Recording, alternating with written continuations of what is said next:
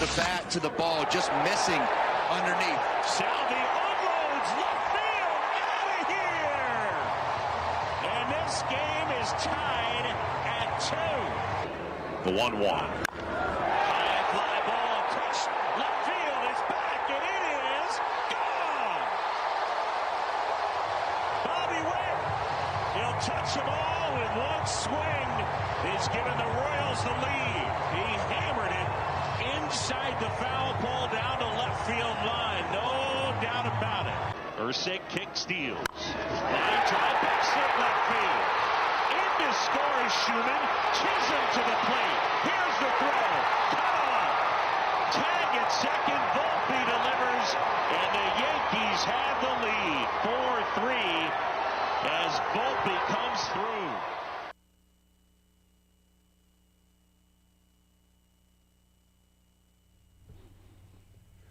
All right, a Tuesday edition of The Zone right here on Sports Radio 810 WHB. Jason Anderson with you, Sterling Holmes, Michael Darcy heading up until 2 o'clock. The next 4 hours we've got you. A lot of stuff to get into and talk about today. We'll talk with Daniel Holmes coming up an hour from now. RGR Football Bleacher Report. Chiefs OTA starting today, tomorrow, and Thursday. We'll hear from Andy Reid and some players on Thursday around 1 o'clock when the OTAs finish up. Then a couple of weeks will be the mandatory minicamp. So Chiefs football in action this week. Daniel Holmes will talk with him of some NFL stuff, some Chiefs stuff coming up at 11 o'clock. Les Norman comes up at noon, breaking the norm.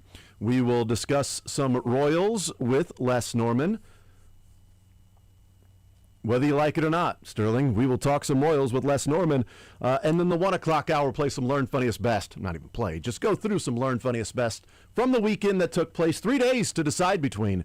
Regardless of what the format says today, guys, Michael and Sterling, it is a Tuesday, May 26th, not Monday, May 25th. I got the date right on the format in that Monday was the 25th. It's just a Tuesday today, even though yesterday felt like a Sunday all day, and I woke up today thinking it was Monday, but it's not. So that's good. How was your weekend, Sterling? Extended weekend. You have a good one? Lovely. Yeah, golfed a lot. Of course. Shocker. Michael, that's... went to the pool. Real surprise. Mind blown. Yeah. Golf and pool. Yeah, this is a real... Mowed my lawn. It was nice. I think I might be an early morning mow guy now. Oh, yeah? Yeah, not like super early because you don't want to like piss off the neighbors. Yeah. Right? What's early morning mow to you? What's that time? Well, that's what I'm saying. Like fair early, like 8:39. Early morning mow, like, I don't know, like 11 o'clock. No, Monday on Memorial Day. Yesterday, I was like, I'm going to wake up, do a little mow session, go tarps off, get a few rays before the... These are the least surprising things we've heard from Sterling, except for the fact that he's mowing and not paying for somebody to mow his lawn. Well, no, I but like the tarps to mow. off. Did you get spear in your hand too? No, because it's too hard. It was 8:30 with the turns. It's Memorial Day. Yeah, with the turns, it's hard with the beer in the hand. But it was nice. It was because you get a few rays like UV3, so no sunscreen, right? And Why so would you have need sunscreen? one of those beer hats. You could just have the straws go in your mouth. Yeah, that'd be lovely. Yeah, But why would you need sunscreen? Your skin will fight off cancer on its own. Your skin's different. well, No worries. Why would you need sunscreen? I am built different, but No big deal. You're fine. that's what you do in the morning, so that way they're not quite as That's true. harmful. Yeah, nobody's ever gotten sunburned in the morning. Not in Kansas City. I don't. That's a think great so. point. Like Not- if I'm in like It's never happened. You're right. You're right. Not on his property. Other That's true. properties, of course. I don't Not think on his. Not so. one person ever on his front or back lawn has got a sunburn in the morning. Well, it's never happened. I don't think so. Maybe the old owners did. I didn't want to check that. I didn't ask. But yeah, so it was nice. I woke up It was early. infamous for sunburns. I might before be you like got an there. 8:39 a.m. tarps off mow guy now. Okay, good to know. That might be. It's a warning to the neighbors. As a heads up. Well, they get a show. Is that right? Breakfast and a show for They them? get a show. You kidding me? Yes. Michael, what'd you do this weekend? How was yours, bud? It was good. Hosted the program yesterday, which was more difficult than I expected. But Really? Why was that? just 2 hours of radio, and we had to talk about the Chiefs the entire time, and Yeah. tried to talk about the wide receiver position and talk Yeah. about if they need to sign one in free agency. But overall, it was good. It was good.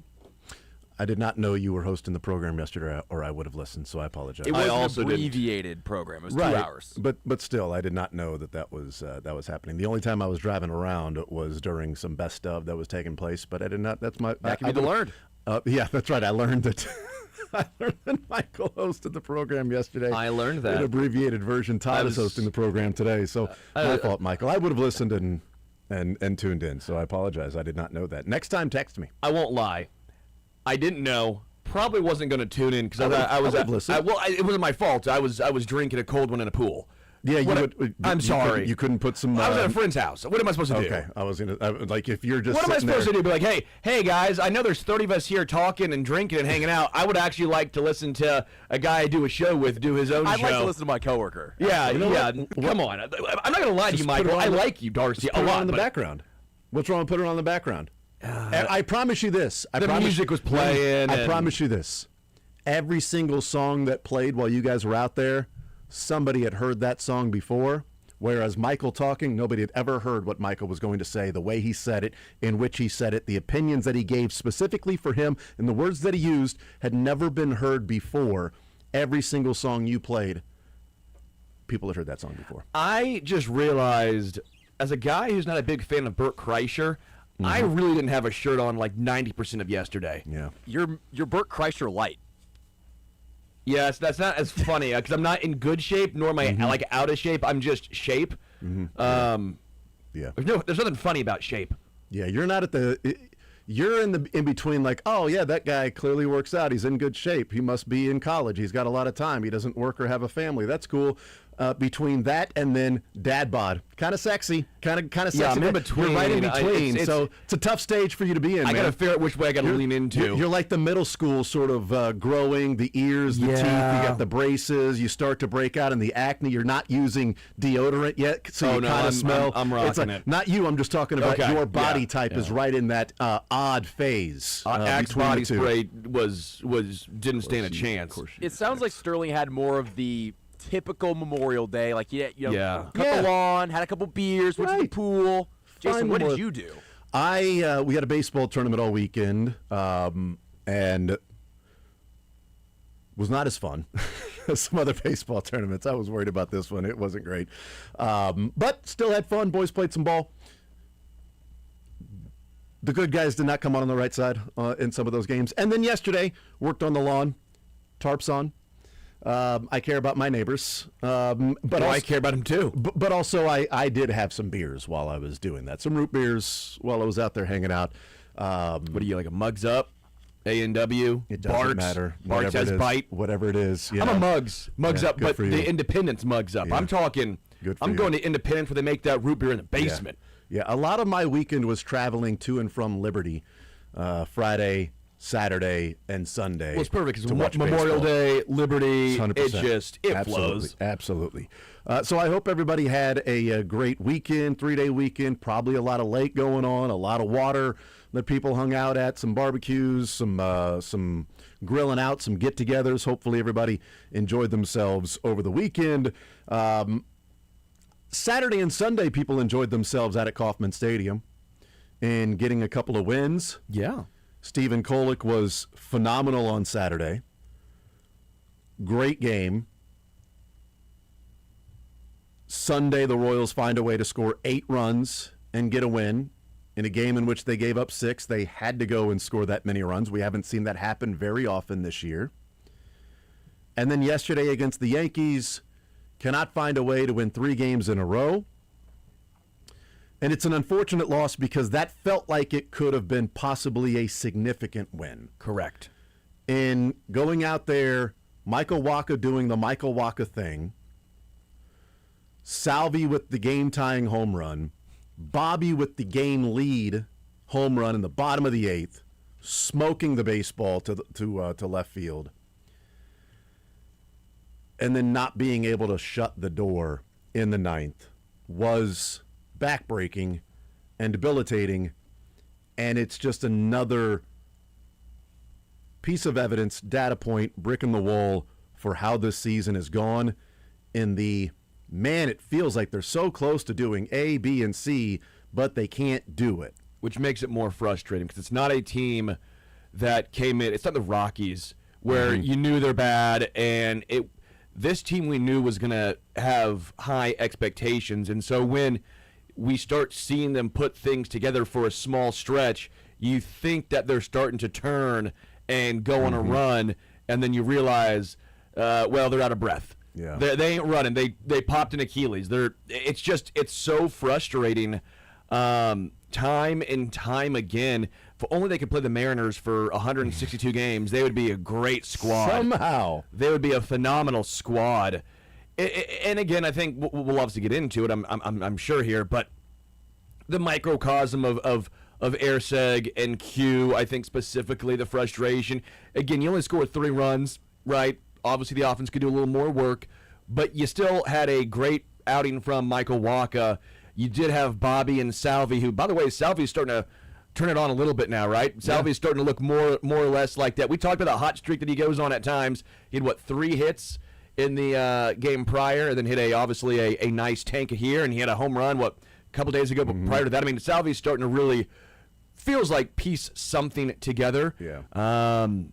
And yet it's just still not enough. It just does not matter. It's just, you can't be led by 2 guys only. It's still some of the same issues of Garcia, I mean, and again, it wouldn't have necessarily mattered, but it's the frustration of 2 outs in the 9th. Garcia. Yeah. Again, I get it. It wouldn't have mattered. Can we see some hustle?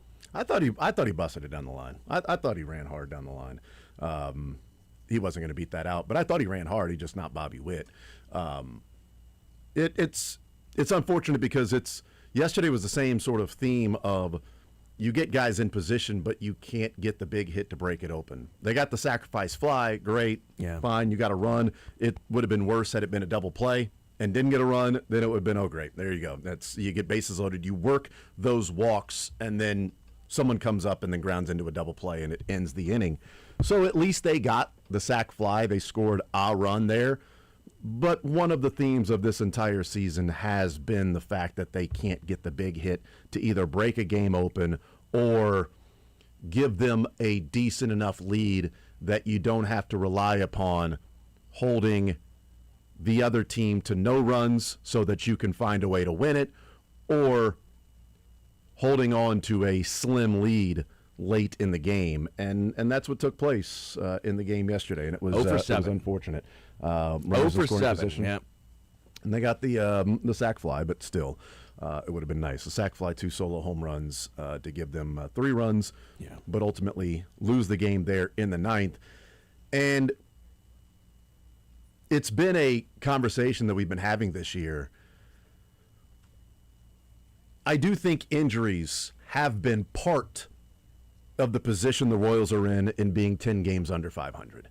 Because the team we thought they were going to have this year is not the team they have. Now, there have been some guys step up in different spots for players we thought that were going to fill that role. The role for Matt Strahm, Daniel Lynch has stepped up and filled that role. It would be nice if Matt Strahm were healthy. Daniel Lynch you can use different places. Carlos Estevez being You could use different places, but Q wouldn't. Well, I think he would if Strahm was there. But I'm saying if Strahm was there, Daniel Lynch you can use in different places. Carlos Estevez being injured has affected this team. Whether you think it's like, well, yeah, but he's not pitching. The velocity is down. Yeah, but that's the point. The player that you were planning on them having that had the saves last year not being there matters. Jonathan Indy, you spent $8 million on him hoping for a bounce-back season. Injured, matters. Cole Reagan's not being there. Chris Bubich not being there. Even with Stephen Kolek pitching the way he is, only not having really a couple matters of those guys. Yeah, right now. I mean, honestly, if we're being honest, Reagan's had not been good this year. Yeah, Kolek has been pretty darn good this year. But it's sort of the point of what you expected Reagan's or hoped Reagan's to be, why you thought this team would be in the position to say, well, they aren't the terrible teams. They're not the Colorado Rockies, right? They're not those teams, because there was a certain level of expectation of how they would play and who would be there as difference makers, and that hasn't been the case this year. But I remember last year, there was so much frustration around Carlos Estevez as a closer for this team. Like, people just could not stand Carlos Estevez in the 9th inning as a closer. And the Royals this year have had 5 blown saves in the 9th inning. Seems low. It does seem low. They also haven't been in position very often. But they've had 5 blown saves this year. Estevez 1, Urseg has 4. And in fact, he's got 4 blown saves in his last 10 opportunities. Yeah. Going back to 2025, at this point last year, Carlos Estevez was 14 of 16 on save opportunities. And those 2 blown saves came in extra innings with the ghost runner. He was 14 of 14 when entering the 9th inning and holding a lead. But he didn't do it by striking everybody out and nobody putting the ball in play and never allowing a base runner. So therefore, it was an issue, and Carlos Estevez was going to be a problem that year because he wasn't having clean innings and made it kind of close. It never felt sustainable, but yet he sustained it for an entire year. Yep. Yeah, led the league in saves last year. He was 14 for 14 in 9th inning save opportunities at this point last year. And even with that 14 of 14, the team was 3 games over 500. They were still only, you say only, but 14 out of 14 in save opportunities, you're like, damn, what's their record? 29 and 26 at this exact moment. Not 22 and 32, they're 10 games under 500. Yeah. But even the point being, 10 games under 500, they've blown 5 saves. Even if they found a way to win those games, you're talking about being 500. Which is amazing. With especially the offense and 3-4 hitter and everything going on. Right, but you had to be take that. perfect in those save opportunities. And that's kind of the point, is being perfect in those save opportunities as opposed to can you blow a game here or there, lose a game here or there. They've had other blown saves, but I'm not counting the 8th inning and 7th inning quote-unquote bullpen blown saves. Fair. Like Daniel Lynch has a quote blown save in the 8th inning. Yeah. Matt Strahm has a blown save in the 8th inning. Nick I've Mears always has a blown found save. Those I don't like a those. little odd. I Yeah. get it because back in the day, a lot of guys went 2 innings. So Yeah. You're seeing Lee Smith go 8 and 9, Yes. so you're like, okay. I'd like to call that a blown hold. I like as that. opposed to a blown save. A BH. Yeah, a BH. Yes, instead of a BS. Yeah. And some of those BSs this year for the Royals, it feels like there's been some BS along with it. We figured it out. It's the damn walk-in stuff. What happened to James MacArthur? Got a walk-in song. Became ass. What happened when he became Lights Out Lucas? Yeah, unfortunately, it He hasn't been became that. ass. Yeah. I'm telling you, there is something to it. This is now correlation, not causation. This is correlation. It's both. Yeah, he's had a stretch of being hot, and he's had a stretch of struggling. He started out 5 for 5 in saves. Yeah, And he's 4 and 6 in his last 10 opportunities, but he blows 3 saves in a row, and then he has another 3 or 4 saves in a row. And then he struggles for a couple of days and back-to-back days. And I think there's a conversation of the decision that Matt Quatrero made in the 9th inning last night, huge one. which I want to get into and talk about. We'll talk about Stephen Kolek, what it means moving forward. I want to talk about the conversation that Jason and Travis had in New Heights on Wednesday.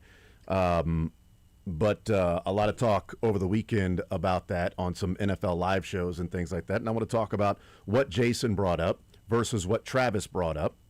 And is it too much? Is it oversaturation? We'll discuss that. The New York Knicks sweep the Cavs, even though Atkinson for the Cavs is planning on getting ready for Game 5 because it's 2-2 in expected wins. So he's got that going for him. So even though they were down 3-0, 2 of those games, the expected final score said the Cavs should have won.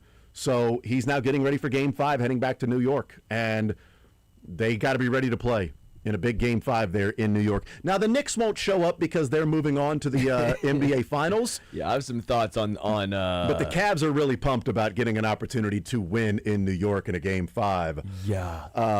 I don't think he's long for as the head coach of the Cavs. There have been some rough post games here that you get into. Yeah. But the Knicks reached the finals first time since 1999. trying to win a championship for the first time since 1973 when there were 17 teams in the NBA. There was also the ABA going on. And the question now, which I find to be shocking because, look, I'm not a Knicks historian. This is surprising to a lot of people. Yeah, I know. I am not a Knicks I historian. Yeah. A lot of people have accused me of being a Knicks historian. I have accused you that many times. Yes, and I'm like, that's not what I am. I'm not that anymore. But not being a Knicks historian, to hear how much and accepted the conversation of Jalen Brunson is 4 wins away from being the greatest Knick in franchise history with a storied franchise like that is really surprising. But it points to the heart of what the ring means. Yeah. And we talk about it around here of winning championships and what the ring means. It's big enough to where the smaller career of Jalen Brunson as a Knick, that if he wins, will immediately catapult past Patrick Ewing, one of the greatest Knicks. Walt Frazier that has 2 championships. Walt. Yeah, I mean, and has been Mr. Knick. He's part of the broadcast. He's around his whole life, except for, a year or 2 with Cleveland. But you've got 2 championships for him, but because this would be in the new age NBA, there's no ABA, there's no split talent pool, there's 30 NBA teams, not 17. There'll be more eventually. I am surprised that this is, because we are so often non-prisoners of the moment when it comes to GOATs, because it's always the person of my generation. There's no way this guy is better than him. Yeah. Where this one seems so easily understood or accepted as in 4 games, he's the greatest Knick of all time. Really surprised by that. We'll get into that conversation about rings being the end-all be-all of those things and what it means for some local players and what it means for a man who hit a home run yesterday and whether or not he goes down as the GOAT of Royals. GOAT of, not necessarily, not GOAT, but Hall of Fame worthy. Yeah. Could be Hall of Fame worthy based on 2015. If that didn't happen, is he in the Hall of Fame? Is he not in the Hall of Fame? We'll get into some of those things today. And also, I want to weigh in with Patrick Mahomes' IG story. I don't know if you saw this.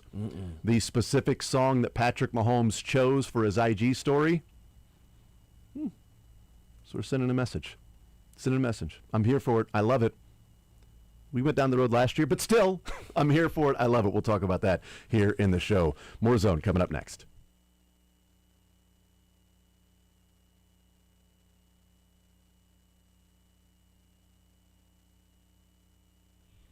All right, men, if you're out there and you happen to be suffering from erectile dysfunction, maybe it happened once, it happened twice, a few times, no big deal, you laughed it off, and it continues to be an issue. Sometimes it can even build on itself because the anxiety, all of that can then affect what happens in the bedroom as well. And that condition can then cause other issues in your life outside of the bedroom because it might be something that you're thinking about. And that underlying condition is caused by many different things. Heartland Men's Health is here to help you. There's so many different things going on that could be the cause, and they can find a way to get to the heart of the matter. Maybe you've tried the pills or the herbals and they have failed or never worked. Well, Heartland Men's Health has treatments that work when that happens. In fact, they have treatments with success rates well over 90%. Simply schedule a consult with Heartland Men's Health today. Your initial visit, it's only $99, and that includes a medical consult with a licensed medical provider, a T and PSA test, and if medically advised, a test dose. And if the test dose doesn't work in the office, your visit, it's free. If it does, there you go. They have an expert staff with 3 locations to serve you: Overland Park, Independence, between Blue Springs and Lee Summit, and North Kansas City. Call them today at 844-447-6600. Tell them you heard about it right here on Sports Radio 810 WHB, 844-447-6600, or visit heartlandmenshealth.com.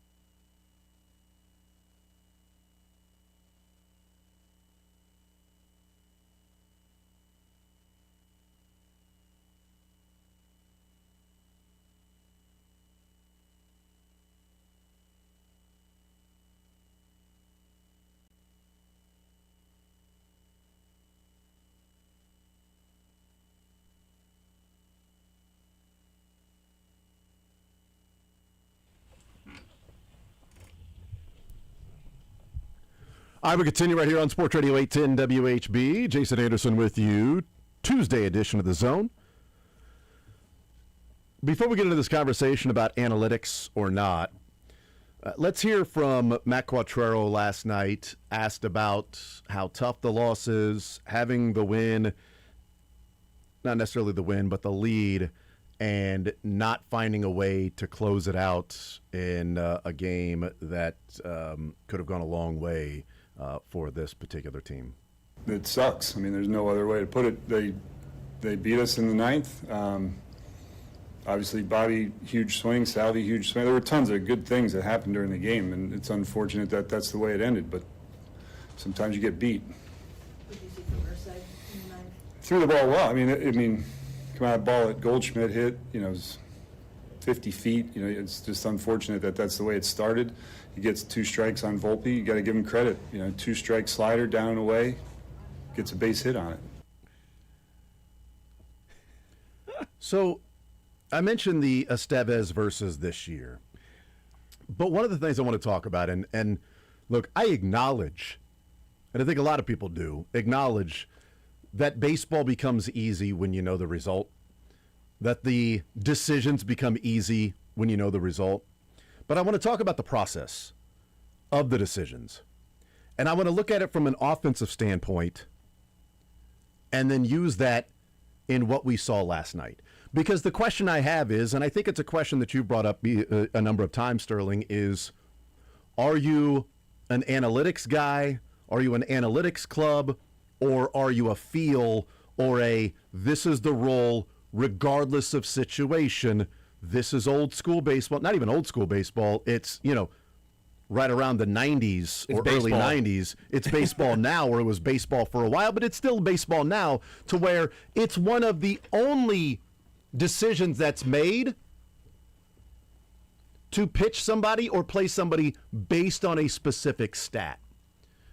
It would be like bringing a quarterback in only when you are going to throw the ball, because it's a specific stat that is related just to this person who pitches when they can get said stat. Justin Fields is really good on 2nd and 7s, and so we're actually going to have Justin Fields quarterback every single 2nd and 7. That's right. Because specifically comes in the game only for this situation, regardless of everything else that's going on. Correct. This is the person that has to be used. And we have talked about the Cags, Carter, Vinny versus lefties. Lofton, Marte, Lane Thomas, using those guys against lefties, which they've essentially done their job this year. Yeah. But there has been a frustration of you're staying with Vinny, but you weren't staying with Cags for a while. Correct. And not pitching him. Correct. Or not hitting him. And the question that I have of are you analytics or not? Or are you just feel, or this is this person's role? Because if it's this is this person's role, then right field, that person's role would be Cags. Unless that person's role in right field is only against righties. Well, now it's also against lefties. So it's against righties and lefties, more often righties, but also more often as of late against lefties. Tolbert comes in the game. His job is to steal a base, and he does. Yeah. He steals a base. They get to second. He doesn't score. That would have been great had he scored. It also takes Vinny out of playing first base. I don't know that he gets the double. I don't know that he gets there, but I also know Salvi has 0 range, and I don't really trust Salvi at first base. We've talked about that. Yeah. I'm not a fan of Salvi playing first base. But again, Vinny's also made some mistakes over there at first base, so who knows that he either gets there, is in position to do it, the ball bounces off his glove. Who knows what happens there? Not even looking at that particular point. But rolls are rolls are rolls. Correct. So if you've got a guy that's hitting against the opposite hand at 860 OPS and is hitting against the same hand at 336 OPS, would you hit that guy, or would you understandably pinch hit or play somebody else? A 340 OPS or an 860 OPS? That's correct. It is not. It is not. It is not. I'm using that as an example of the decision and the process of the ninth inning.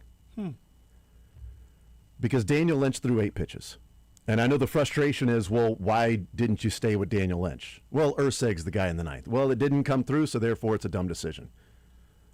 It is hindsight, but also the process here. And the reason I bring it up is, in the 8th inning, you bring Daniel Lynch on to face Grisham, Judge, and Rice. Grisham's a lefty. Judge is a righty. Rice is a lefty. Lefties against Daniel Lynch this year are OPSing at 340. Lefties against Lucas Urseg this year are OPSing at 860. Oh, my gosh. So in the 9th inning. It's Bobby Wood Jr. Right. In the 8th inning, it's like, well, yeah, you bring in Daniel Lynch in the 8th and not the 9th because you're facing a couple of lefties. Okay. But the 9th inning, Cody Bellinger led off. Pretty sure he bats left. Mm-hmm. Goldschmidt batted second. He bats right. Jazz batted third. Pretty sure he bats left. Volpe's a right-hander, and then Escara is a left-hander. So of the 5 guys that were next up in the lineup for the Yankees, 3 of them were lefties, including 2 of the first 3, just as the situation you had in the 8th where you go, well, you can't bring in Steven Cruz or Avila in the 8th. There are 2 lefties there. You must use Daniel Lynch in that spot against the lefties because lefties are OPSing at 340 against him. Great. He'll go out and do his job against the lefties, and you got to worry about Judge, but you're going to take that chance because Grisham and Rice are lefties with Daniel Lynch. And even after that is Bellinger. So if Judge gets on, you might want to pitch around him, but if he gets on, that's fine. You're going lefty, righty, lefty, lefty with Daniel Lynch. Great. Daniel Lynch gets through it.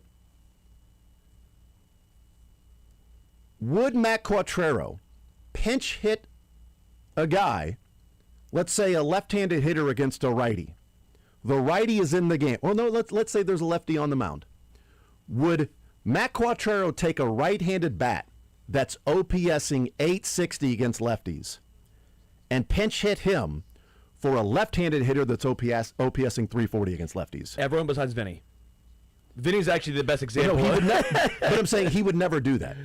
You know what I mean? So there's a lefty on the mound versus a righty. Yeah, the righty's OPSing 860. Would he pinch hit him and take him out of the game? Oh, no. For a left-handed hitter that's OPSing 340? No. Against lefties. Never. But that's what he did on the pitching side. He took out Daniel Lynch, who has been dominant against lefties, to put in Urseg, who has not been dominant against lefties, and pitched 30 pitches the night before when Daniel Lynch would be facing lefty, righty, lefty. The exact same situation that he was brought in the 8th inning for. So why not, on the pitching side, do you have the same, quote, analytical approach that you do on the hitting side when we even offered sitting Cags because of a, quote, reverse split? Hindsight is 20/20 in saying, well, Urseg has to do his job, yes. And the Goldschmidt hit was unlucky. If he hits it harder, he's out. Softer, he's probably out.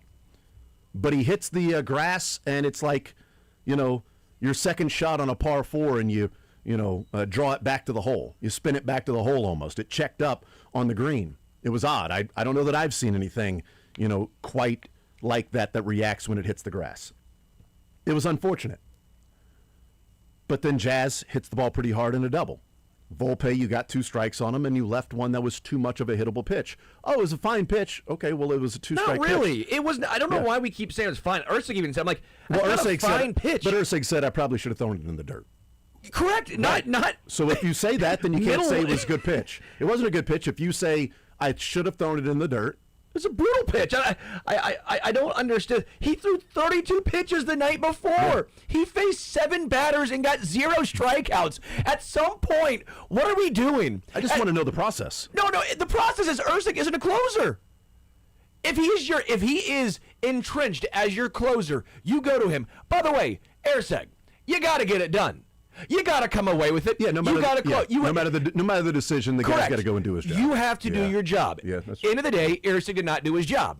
But the process, in my opinion, is still poor. He pitched 32 pitches the other day, nearly blew a 5-run lead. And you go, okay, you're up 1 against the Yankees. Let's throw that guy back out there. With two of the first 3 batters being lefties. That is asinine. That is absurd. If there was ever a day to say, you know what? Maybe not you, man. Maybe not you.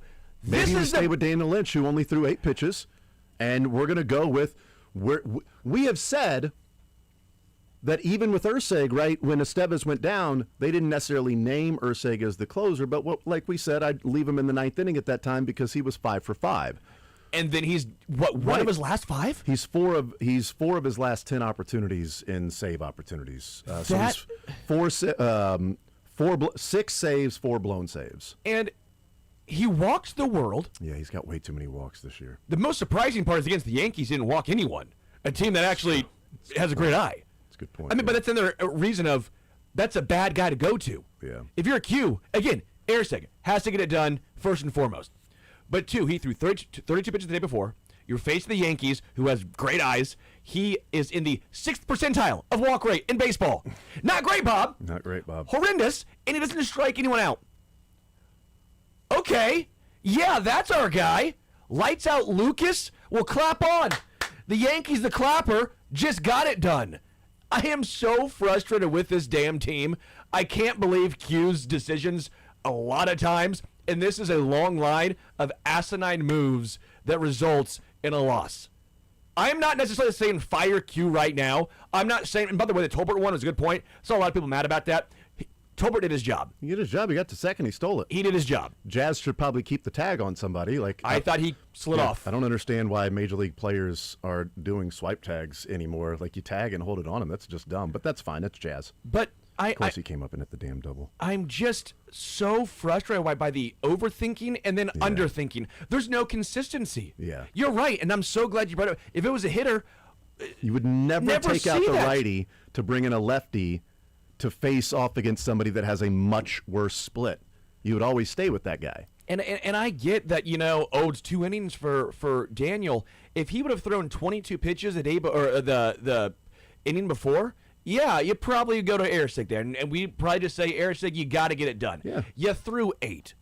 And maybe you're right. Maybe if Matt Strahm was healthy, they go to Strahm. But do you really believe that? Well, maybe I don't believe that. Maybe if Matt Strahm was healthy, you go to Strahm in the 8th and then Lynch in the 9th. And I don't believe that. I don't think so either. Believe me, I'm on the same page with you. I don't think they would. You would have more of a, okay, you got more options there with the lefties and not having an up-down for a guy in the bullpen. But Daniel Lynch can do an up-down. We've seen it time and time again. He's got a .88 whip versus a 1.69. We have literally half. We have a guy who doesn't walk very many people in Lynch and has a great strikeout rate. And instead, you go to the guy who walks the world, strikes no one out, and that's my frustration of, we can talk about unlucky or soft hits all we want. Okay, we're really focused on one hit that was soft. 1 of the 4. You know what closers traditionally do? Strike guys out. Yeah. Traditionally speaking, if he's your closer, what's he do? You know how you don't get unlucky? Strike him out. Yeah. I mean, you don't have to strike him out because Stephen Kolek had an amazing game on Saturday and didn't get many swing and misses. But we also know starters and relievers are different, too. Right, but he also goes 9 innings and only walks 4. Or 1. Sorry, not 4. There was 4 hits that Kolek I don't think he gave walked up. anyone. Yeah, there was 4 hits that Kolek gave up, not 4 walks. So my apologies on that one. I was thinking of the number of base runners that actually reached the base. It was 1 walk and 2 strikeouts in 9 innings. And it's like, okay, 9 innings, 2 Ks, that's not sustainable. Except it was for the game, and it's been sustainable for Stephen Kolek in his 4 starts this year, which we'll get into today as well. But it's the process there. And I don't think Quattrero is an idiot. I know a lot of people say that. My frustration boiling over when I enunciated loudly, not yelled. I just enunciated to make sure people heard. Are you raising your voice at me? I'm not. Mick Cronin? Not going to do that, even though it was on video. Well, Sports Radio 810 put out that clip on the Twitter, and it resulted in a lot of people going, "Oh, thank God! Fire Quattrero. He's an idiot. Finally, we got to get." And that's not what the rant was. The rant was not about firing Quattrero. The rant was about holding the players accountable, and why do we have to treat them with kid gloves when mistakes were made, but we have to immediately tell little Johnny that, no, actually, you did really good in this part. we need to improve on this, but you are really good here. I just want to make sure you know that we are really proud of you in what you're doing there. We could use you working a little bit harder over here. But he did it again with Airseg. Well, He just did what he goes. Well, he had the weak hit from Goldschmidt, and then he also. My issue was like the effort. I don't think Urseg's going out there and dogging like Michael was. I don't disagree, but that's always my pet peeve. Yeah. Well, how about the ball that was left middle that got smoked and was a line out? I don't see you saying he missed his spot there. No, because it was an out. Don't tell me there's a good pitch to Volpe. Don't tell me, oh yeah, Goldschmidt. I was like, you got 4 hits. Even if the Goldschmidt thing didn't happen, it didn't matter. Yeah, the process to me needs to be discussed a little bit more rather than just Urseg pitched 30 pitches the day before. Why would you pitch him then? Or are you going to stay with Daniel Lynch? The reason I bring up the staying with Daniel Lynch is the fact that you had lefty, righty, lefty coming up in the 9th inning, then a righty, then a lefty. And if they want to pinch hit Cody Bellinger, hell yes. If they want to pinch hit Jazz because he's a lefty versus Daniel Lynch, hell yes. That's great. I'd rather face whoever's going to be coming off the bench rather than Bellinger or Jazz. And he got the out on Cody Bellinger. It wasn't a hard hit ball. Paul Goldschmidt wasn't a hard hit ball. There is some luck that goes along with that. It sucks. Luck, being unlucky, it is part of baseball. That you can go 1 for 2 in a game and smoke 110 or hit 170 miles an hour off the bat, and the one that's 70 miles an hour is the hit, and the one that you smoked 110 is the out. That's baseball. But to me, it's the process of you're taking a guy out of the game who is dominant against the batters that are coming up in that inning for a pitcher that pitches on the opposite side that has been getting dominated by the lefties. And you would never do that on offense, and nobody would ever question you by staying with a right-handed hitter against a left-handed pitcher when that guy is OPSing 860 against a left-handed pitcher. You would be viewed as a fool if you took the right-handed hitter out against a lefty that's OPSing 860 to put a left-handed batter in there that's OPSing 330. You would be viewed a fool. But in this situation, you took out a lefty that's going to be going up against lefties where they OPS 330 against him, and put in a righty that's going up against lefties where they have been OPSing 860 against him. Why? Well, that's his job in the 9th inning. Again, it's maybe the only time somebody is specifically used that can be used in many different other ways, only for a stat. What? Closers and kickers in the NFL are the only ones that are brought in specifically for one particular thing in a game? But the kickers can't be used for a quarterback or a running back. The closer can be used in the 7th inning or 8th inning, or not come in the 9th if it's dependable on that. We're in a situation now for Quattrero that the 8th and 9th inning should be viewed as platoons. Just as they're willing to platoon some position players, I think you've got to examine platooning your bullpen in the 8th and 9th, and it can't just simply be Urseg's job in the 9th inning. Because Kaggs wasn't getting it done against lefties, and so you said it's not his job against lefties. Urseg isn't getting it done against lefties, but you're still saying it's his job against lefties because the lefties are in the 9th inning. It's like saying Kaggs can only stay in there against lefties as long as it's the 6th inning. If it's the 6th inning, I'll let Kaggs hit against lefties. Any other inning, I got to take him out. But I got to leave him in there against lefties in the 6th inning. That's the decision of bringing Urseg in the 9th when there are lefties on the mound or at the plate for the Yankees. Great news, though. If the Royals keep being ass, Michael Wacha's trade value just went up. Yeah. We'll get back into, Michael Wacha, but I really do want to I wanted to spend more time in this first hour, and that's unfortunate, on Stephen Kolek and what they may have in him and what it means from we can also get into the analytics versus just simply production part of it. We can discuss that as well. Les Norman will join us coming up at noon, so we'll talk a little bit more about that with Les. Unfortunately, Cole Reagan's had a setback in his rehab. He looked good in his outing at AAA, felt good in the bullpen, felt good on the mound, felt good after the game, woke up the next day, discomfort in the elbow. So now he'll be reevaluated in a few days. So that sucks because coming out of it, it's like, okay, cool. Maybe he's ready to go now and he can return to the rotation. Doesn't look like it's anytime soon. And Chris Bubich is playing catch. So he's having a catch with different people. So he's still going through his rehab before he even starts to take more bullpens to even look at what a time frame would be for him to have a rehab start. We'll take a timeout. More Zone next.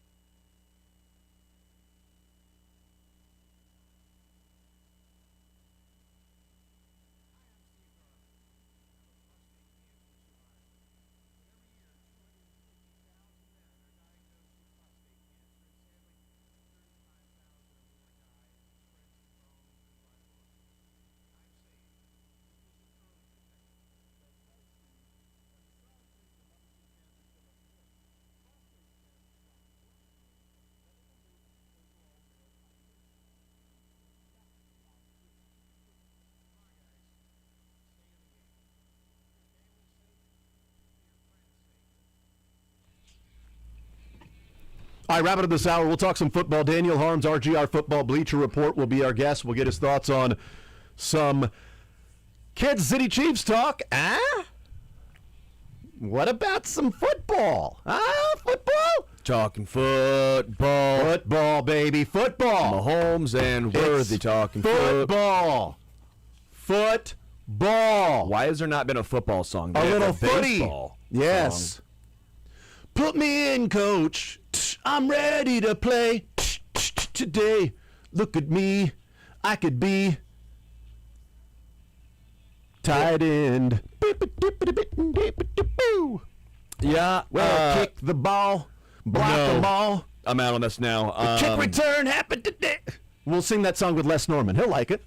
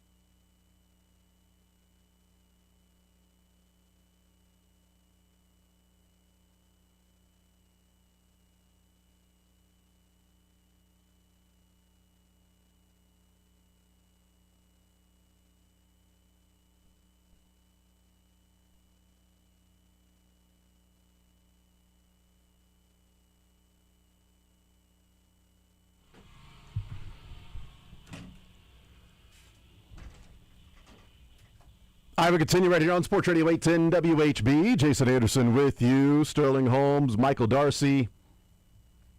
We continue rolling along on this Tuesday edition of the show. Talked a lot of Royals in that first hour. Sorry about that. But we persevere through that first hour. We talk some Chiefs football now. Daniel Holmes, RGR Football Bleacher Report, our guest here in the zone on a Tuesday. Daniel, what's up, brother? How you doing? Oh, you guys, it's getting to that point where the off season, I'm just like waiting for things to happen, and I hate that part. But otherwise, I'm doing okay. I know, I'm with you on that, man. And how was how was your Memorial Day? Honestly, we had a good weekend. My daughter is currently in Philadelphia visiting some family with her grandparents, so that was a little bit of a rough time. She got into school, and then they took her off, and it was the first time that she's ever gone and done something where we're not there. So we did the most that we could without trying to distract ourselves from the fact that she was no longer in the area for a little bit, which was tough. But otherwise, it was good. It was nice, relaxing, lots of rain here in Ohio, and it's like a real spring for the first time I've experienced in a long time. Yeah, my wife and I talk about it all the time. It's like, what did we do before we had kids? I don't know what we did. When the kids aren't around, you're like, well, I don't know, we're kind of bored. Like, what are we going to do here? Well, I guess the kids will be back, tomorrow morning. I guess then we'll have some fun again. It's really weird. Exactly. It's unbelievable. OTA's going on, so the Chiefs may be back to having some fun today with voluntary. It is voluntary, Daniel, but we were voluntary talk about them here. Let's start with the running back part of it, because we can certainly discuss the issue with Rashee Rice, because our conversation last week we had, and then like a couple of hours later we find out what took place, and Rashee Rice, spending some time in jail. So that would have been a different conversation last week had that come out a few hours earlier. But I want to ask you about, it's not specifically the wide receiver part, but what the impact you think Kenneth Walker can have on the offense. If, let's say, Patrick Mahomes isn't 100% in the truest sense of 100%, that he's going to be 80, 85%, but 100% capable of protecting himself and being functionally able to play football. How much does Kenneth Walker change the calculus for the Chiefs offense if we see more of Andy Reid running some different types of schemes, or being more willing to just hand the ball off to Kenneth Walker? I think at the very least, we're talking about an impact of something that the Chiefs haven't seen since, we have to go all the way back to the 2019 Super Bowl. That's what we're talking about in terms of having an explosive. Damian Williams wasn't a great running back in the grand scheme, but when he was able to hit a 50-plus yard run, when you maybe take a wrong angle on an inside zone or something, he can cut back and take it all the way. Like, obviously, there's tons of arguments that he should have been the MVP of that Super Bowl because of what he was able to do and still breaking off that run at the end. So that's the kind of impact that you're hoping for, right? You know that Patrick Mahomes can handle everything from a mental standpoint. He can check in and out of plays. He can figure out where the ball needs to go at any given opportunity, but he can't make the running back hit the hole properly, hit the hole hard, and at the end of the day, create explosives. You want to take some of that off of the quarterback's plate to where he doesn't have to be perfect every single time. The explosives can only come through the air, and that weight seems to have been really squarely on Patrick Mahomes' shoulders over the course of the last 3 years, and it always hasn't gone as what you want to. So for Kenneth Walker specifically, at the very least, you are adding an explosive run element if Andy Reid and Eric Bieniemy still run the vast majority of the same type of offensive plays and running plays that they have over the course of the last 2 or 3 years. Obviously Eric Bieniemy coming in changes some of that calculus, but at the end of the day, Andy Reid is still calling plays. For me, what I'm most interested about this whole situation isn't necessarily the addition of Kenneth Walker, but I think that the combination of Eric Bieniemy and Kenneth Walker is what has me brainstorming what this could actually look like, because I don't think Andy Reid's just going to be like, yeah, Eric, you just work with Ben Johnson. Why don't we throw everything out that I usually do in the run game, and you can go ahead and install the plays here. That's not going to happen.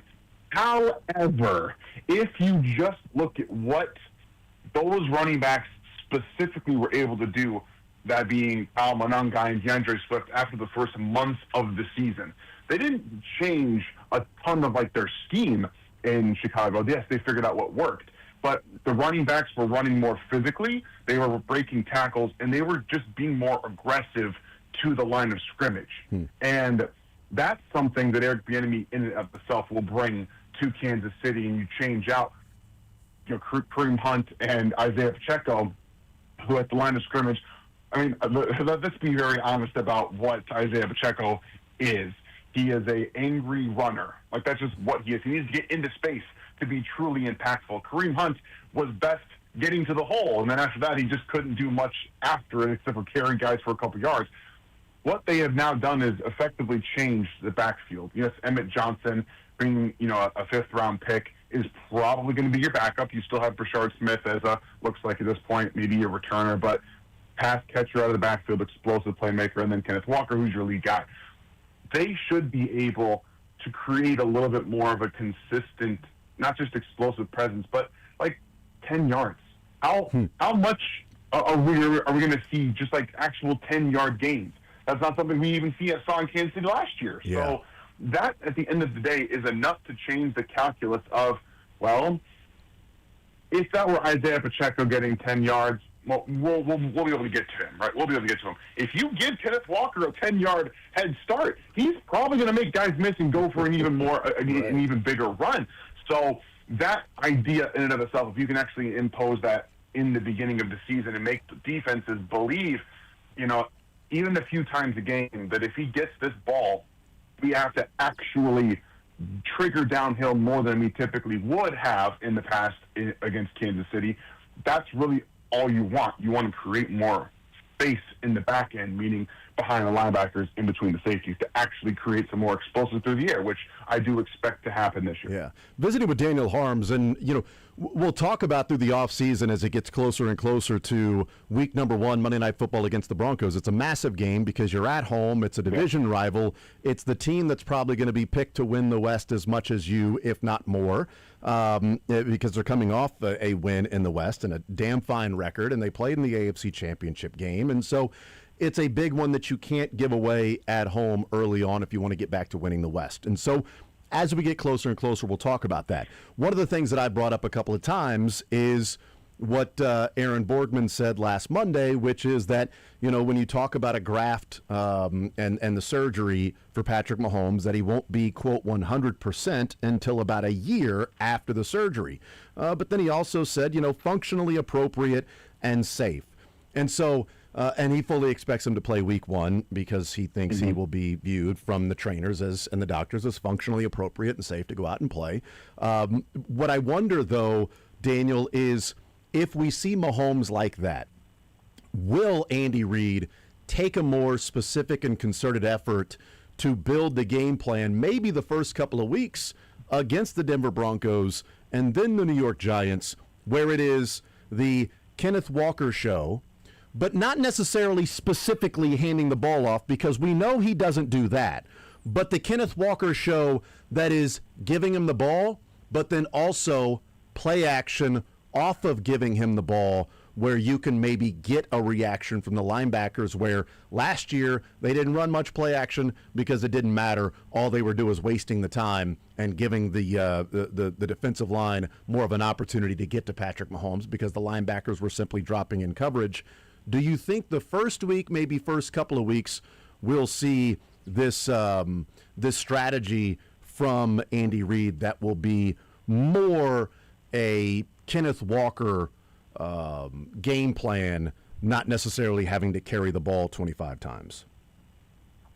I'm hoping for that, because we don't have a ton of idea of what it's really going to look like, because I still think at the end of the day they don't want to limit Patrick's ability to get, I guess, fully healthy through game, what he's going to be able to get through.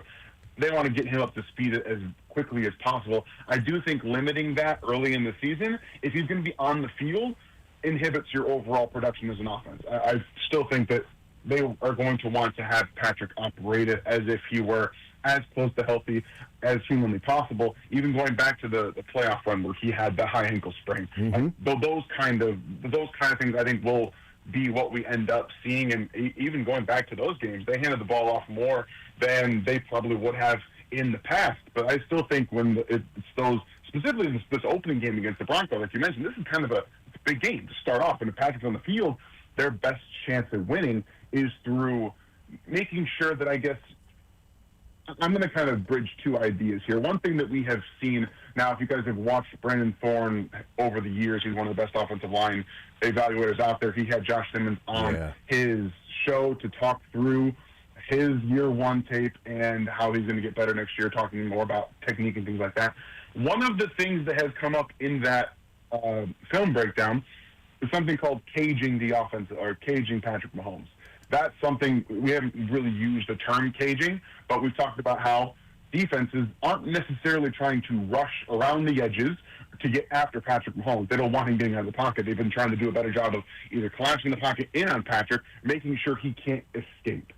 I think that might be what, one, you're going to see early on, but also it might benefit Patrick Mahomes in that regard to early play that way where it is from the pocket. You're identifying more pre-snap. But in, like you said, with real, true play action, how can you maybe limit some of what our defensive lines are going to do if they're going to consistently try to just crush the pocket? You can call those RPOs, but you can also just make sure that, hey, Patrick, this is an RPO, just hand the ball off. Just hand it off. Don't even worry about it unless there is something so obviously poor happening on the other side of the football that you can throw and get like a 20-yard play. Like those.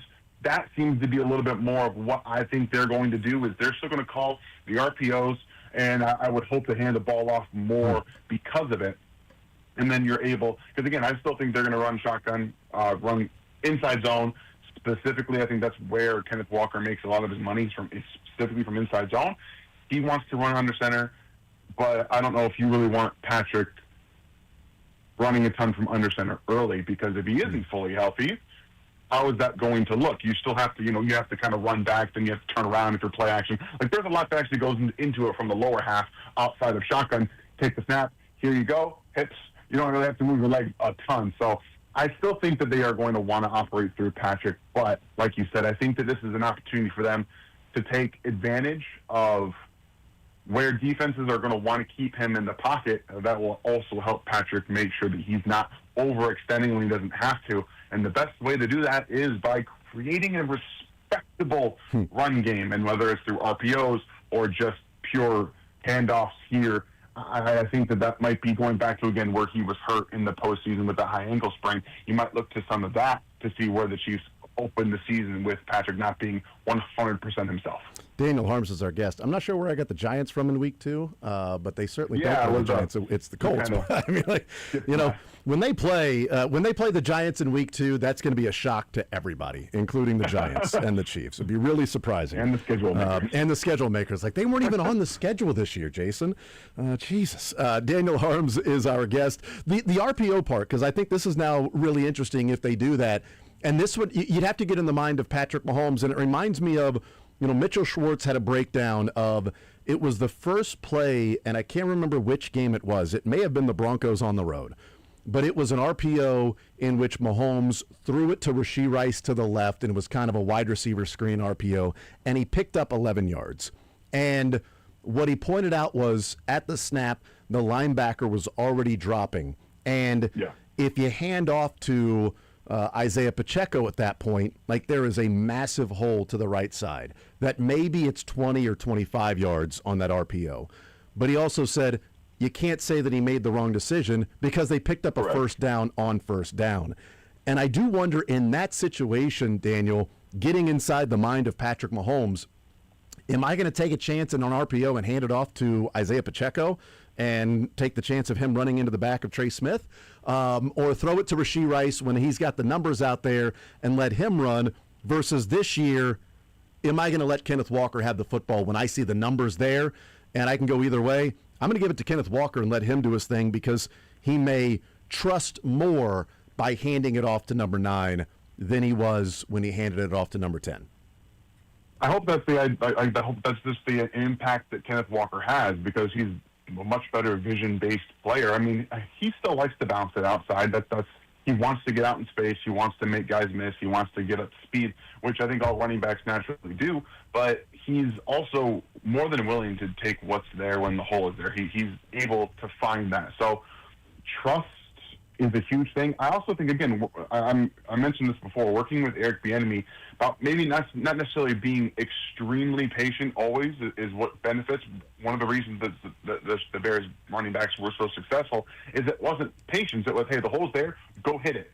Get up to speed near the line of scrimmage so you can get moving and make arm tackles.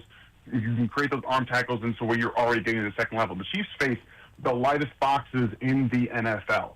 Okay, if Kenneth Walker can't bring you some form of trust to hand the football off with these light boxes, we have to seriously consider that the Chiefs need an entire revamp, not just from the offensive line coach, the running backs, everything needs to be redone. Yep. Visiting with Daniel Holmes, RGR Football Bleacher Report. Total agreement on that one. All right, let's talk about what the impact may be of Rashee Rice. He is not there this week. He won't be there at the mandatory minicamp. We know that. He's, I don't know what the knee will look like when he comes out of county jail, if he may have to have another cleanup just to start the rehab over, or if it will be, we delayed the rehab, but it'll be fine. I have no idea about any of that stuff. But the wide receiver room has been a topic of conversation since then. Are you of the opinion that the Chiefs should be looking to bring somebody in regardless of Rashee Rice's status with the Chiefs, on the Chiefs, suspended, active, whatever it might be, that they still need one more player in this wide receiver room? Or, Rashee Rice is out there, the wide receiver room is fine with the different skill set that the players can bring to the table? So this is an interesting topic of conversation, because you ask any random Chiefs fans, even before the Rashee Rice stuff, they would have said the Chiefs need a receiver regardless. Like, they would have been very adamant that he's, one, not coming back, because I will tell you all right now, I don't believe he will be re-signed by the Chiefs. I don't think he's coming back. You still have to look for the future anyway. Yep. And if you look at let's just kind of think through with Rashee Rice on the team where your wide receivers are. So you've got Rashee Rice, Xavier Worthy, Tyquan Thornton. Those are the three guys you expect to be your two starters in 11 personnel. All right, we're good there. You just drafted Cyrus Allen in the 5th round. You have a 4th-round holdover from last year in Jalen Royals. Those are 5 receivers. Those are the 5 guys, by the way, that you have drafted, not named Tyquan Thornton. Those 5 guys are going to be on the roster. And then, who is going to be the 6th receiver? Because right now it's Nico Remigio, maybe Jeff Caldwell, who is, again, an athletic freak, but there's a reason he went undrafted. You've got guys like Jacob DeJesus, Omari Evans, you guys from last year, Jimmy Holiday, Jason Brownlee. Also, a guy who was drafted by, or maybe not drafted, but UDFA'd by the Miami Dolphins last year, who came over as a futures contract, and Andrew Armstrong, formerly out of Arkansas, is a big X-type receiver on the outside. He's going to be looking to get more reps here. So if you believe that one of those guys can be the 6th, I mean, good for you. Like, I don't know. I don't have confidence that Nico Remigio is going to get better this year. I think that he got worse as a returner last year, and his roster spot is not guaranteed by any stretch. So you think now, well, if Rashee Rice has an opportunity to possibly get suspended again, then, well, you're in a situation where Xavier Worthy, Tyquan Thornton, and then it's Jalen Royals, most likely, as the guys that are going to be out there as your starting receivers. I'm a Jalen Royals fan, hardcore, have been, but he got hurt last year, and we refused to play him until the last couple of games of the season. And, again, Xavier Worthy last year got hurt, couldn't take that step forward after the first 3 plays of the season.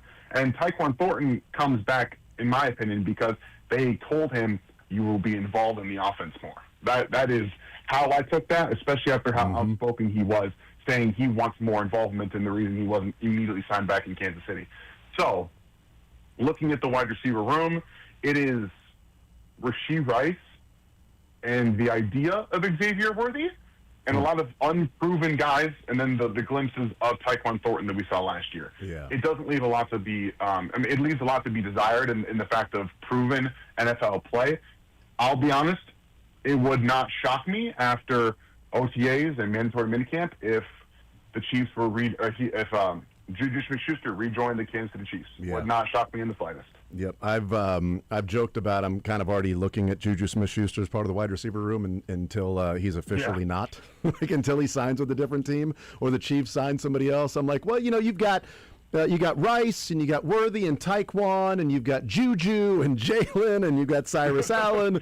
That's the wide receiver room. Not necessarily right now, but later on this summer when that takes place. I brought up last week, Daniel, that we looked at different options of wide receivers that were free agents, and there were a couple of names. People have talked about a lot of the same names. I mentioned Debo. He's going to be more expensive and out of the Chiefs' price range because they are already having issues with the cap anyway, that they're not going to be able to sign a guy to a 2-year, $30 million contract or whatever that Debo may be wanting. I also mentioned Brandon Cooks as he's a professional and he's going to lift the floor of the wide receiver room, more of an overall route rather than just the behind the line of scrimmage and 0 to 9 yards like we see from Debo and Rashee Rice. But then I thought about, okay, can the Chiefs find, or maybe are the Chiefs looking to, if Rashee Rice isn't going to be reliable, they've got Walker, they've got Emmett Johnson, they've got Emery DeMarcado. Any chance that they turn Brashard Smith into their version of Debo, and that's how he makes the team by, all right, if Rashee Rice is there or not, this is going to be the guy we throw 0 to 9 yards. This is going to be the guy we're going to throw the ball behind the line of scrimmage and some screens to get the ball in his hands and be sort of a running back in open field. Not necessarily the breaking tackle ability of Rice or Debo, but that kind of player that they will use as the bubble screens and maybe even overall screens as a wide receiver / could also play running back. I think that responsibility will fall to Jalen Royals first and foremost. He was one of the best yards after catch receivers in the draft 2 years ago. And I think that's probably where they would want him to go if he's fully healthy, which I expect him to be. I think everyone does. And that explosiveness, the speed that he has is apparent right away. I don't think that idea for a 7th-round pick, who the reason he wasn't a receiver is because he just couldn't hack it and made the transitional change to a running back, where I thought he was pretty good at SMU. Is a first-year college football player at running back. It seems if that is the plan with this current situation, then there's a lot more at stake with the guys named Tyquan Thornton, Xavier Worthy, Jalen Royals, than there actually should be. If that is the plan, it just doesn't feel like I thought their way through that more than enough. And you can't tell me after the first couple of seasons, the last couple of seasons with Rashee Rice, that there aren't any type of paths forward where you thought that he just wasn't going to be on the team. You cannot sell that to me because of what we have seen multiple times now. And they knew the reports coming out of SMU of the off-field concerns. They knew all that going in. So you can't sell me on the fact that they were just expected to re-sign him after this year, like he was just going to be there. So to me, that seems a bit short-sighted if their idea is to take Brashard Smith. Yes, played wide receiver for Miami for a few years before transferring to SMU and becoming a running back. That's the idea that they're trying to sell. I wouldn't be shocked to see it happen as that running back / wide receiver player on the roster. But I think that Jalen Royals makes a lot more sense to have that role right away if Rashee Rice, is not going to be on the field or someone they can't rely on going forward. Daniel Holmes, RGR Football Bleacher Report. Daniel, I appreciate the time, man, and hopefully we'll be talking about one day where, I don't know if it happens anytime soon, where Patrick Mahomes is not the guy that's trying to be the high tide lifting all boats when it comes to his particular weapons at the wide receiver spot, that the Chiefs are down near the bottom in cash and cap hit for wide receivers, that maybe it is a Patrick Mahomes who also has, a stud or two to throw the ball to and let them go and do that thing instead of worrying about as you said, the idea of Xavier Worthy and what is the unreliability of Rashee Rice. combined with the hope of what Tyquan Thornton can bring. So, all of that mixed into save us, Patrick Mahomes, Obi-Wan Mahomey. You are our only hope. Hopefully that. And by the way, Travis Kelce is going to be done after this year, so they better figure it out fast. Yes, that too. Yes, Kelce and Rashee Rice will not be on the team in 2027, so they'll have to find. I mean, we might be talking about right now. Let's go ahead and study wide receivers in this upcoming college football season and see who they're going to draft next year in the first round. Yes, good year. Is it a good year for receivers next year in the draft? Absolutely. Awesome. It's supposed to be a much better class next year of those players. My guy Damian Parsons at Bleacher Report has been talking about it for a while. Good. That's good to know. And hey, you know what? Maybe a reason why they waited till the 5th round to take Cyrus Allen is because they may have plans next year to look into wide receiver a little bit more. Daniel Harms, RGR Football Bleacher Report. Daniel, you're the man. Appreciate it as always, brother. Enjoy what will be, a little more downtime, but we're getting there. We're getting closer. We got to the draft. Now we're in May. We'll get some mandatory mini camps, and the next thing you know, it'll be training camp, and we'll be off and running. Appreciate you, brother. Absolutely, guys. Thank you so much for having me. Absolutely. Daniel Harms, RGR Football Bleacher Report. He's really good. Love talking with Daniel. Check him out on some of the video breakdowns that he has as well. And we always like to catch up with him periodically. And we caught up with him last week to talk about the schedule about an hour and a half before the news about Rashee Rice came out. So, yeah, all right, cool, thanks. Then we find out about Rashee Rice, which does change the conversation a little bit. Let's take a timeout. We'll come back, continue rolling. I want to talk about what Jason and Travis were discussing in the New Heights podcast. And is it now too much, the oversaturation or maybe just saturation of the NFL throughout the week? We'll talk a little bit about that next here on Sports Radio 810 WHB.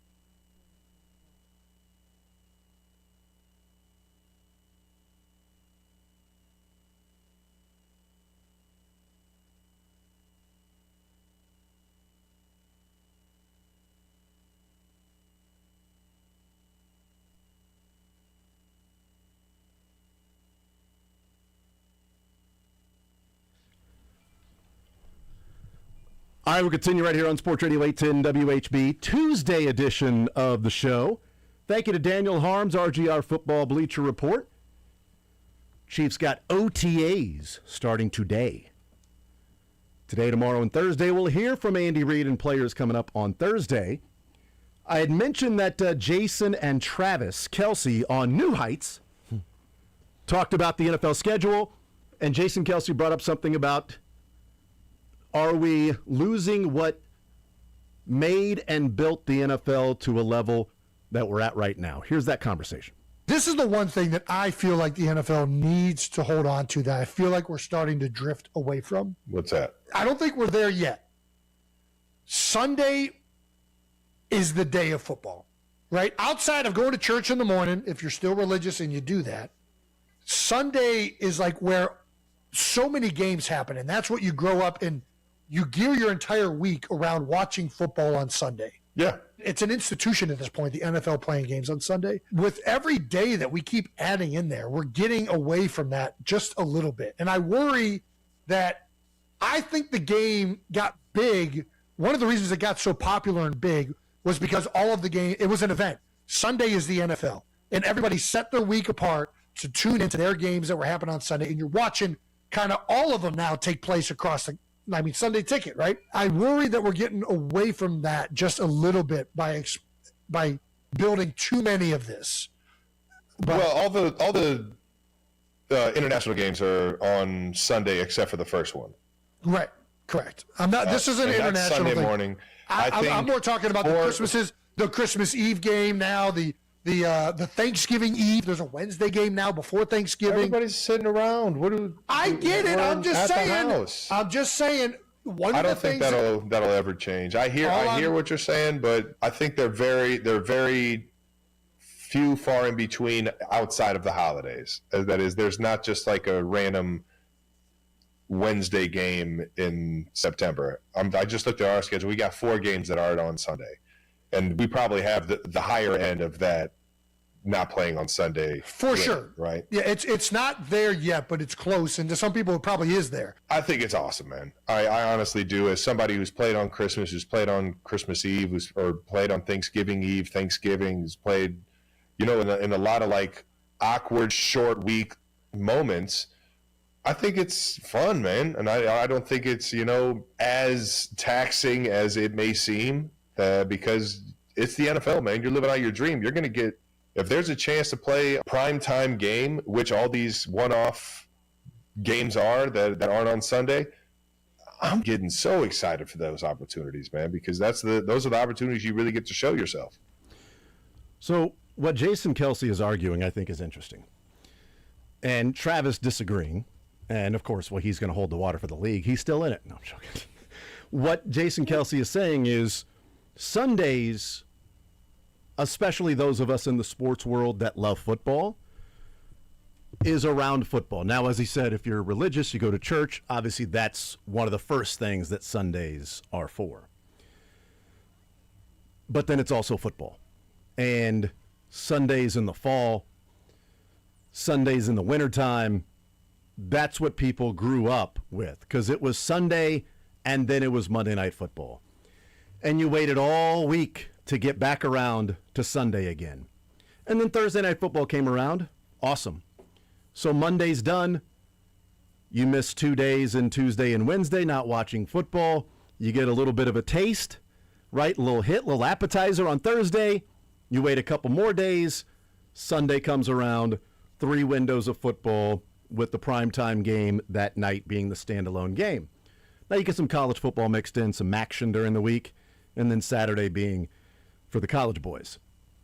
And now the pros as well. But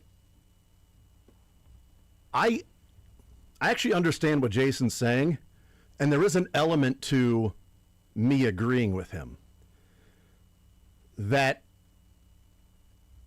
it does feel like I'm more likely to casually watch an NFL game when it's like, okay, it's a Wednesday, it's a Thursday, it's a Friday, here comes another Saturday game, it's a Monday night, it's a Sunday, it's a Sunday night.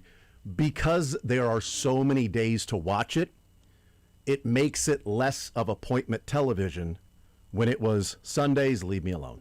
Saturdays, when the local teams are playing, leave me alone.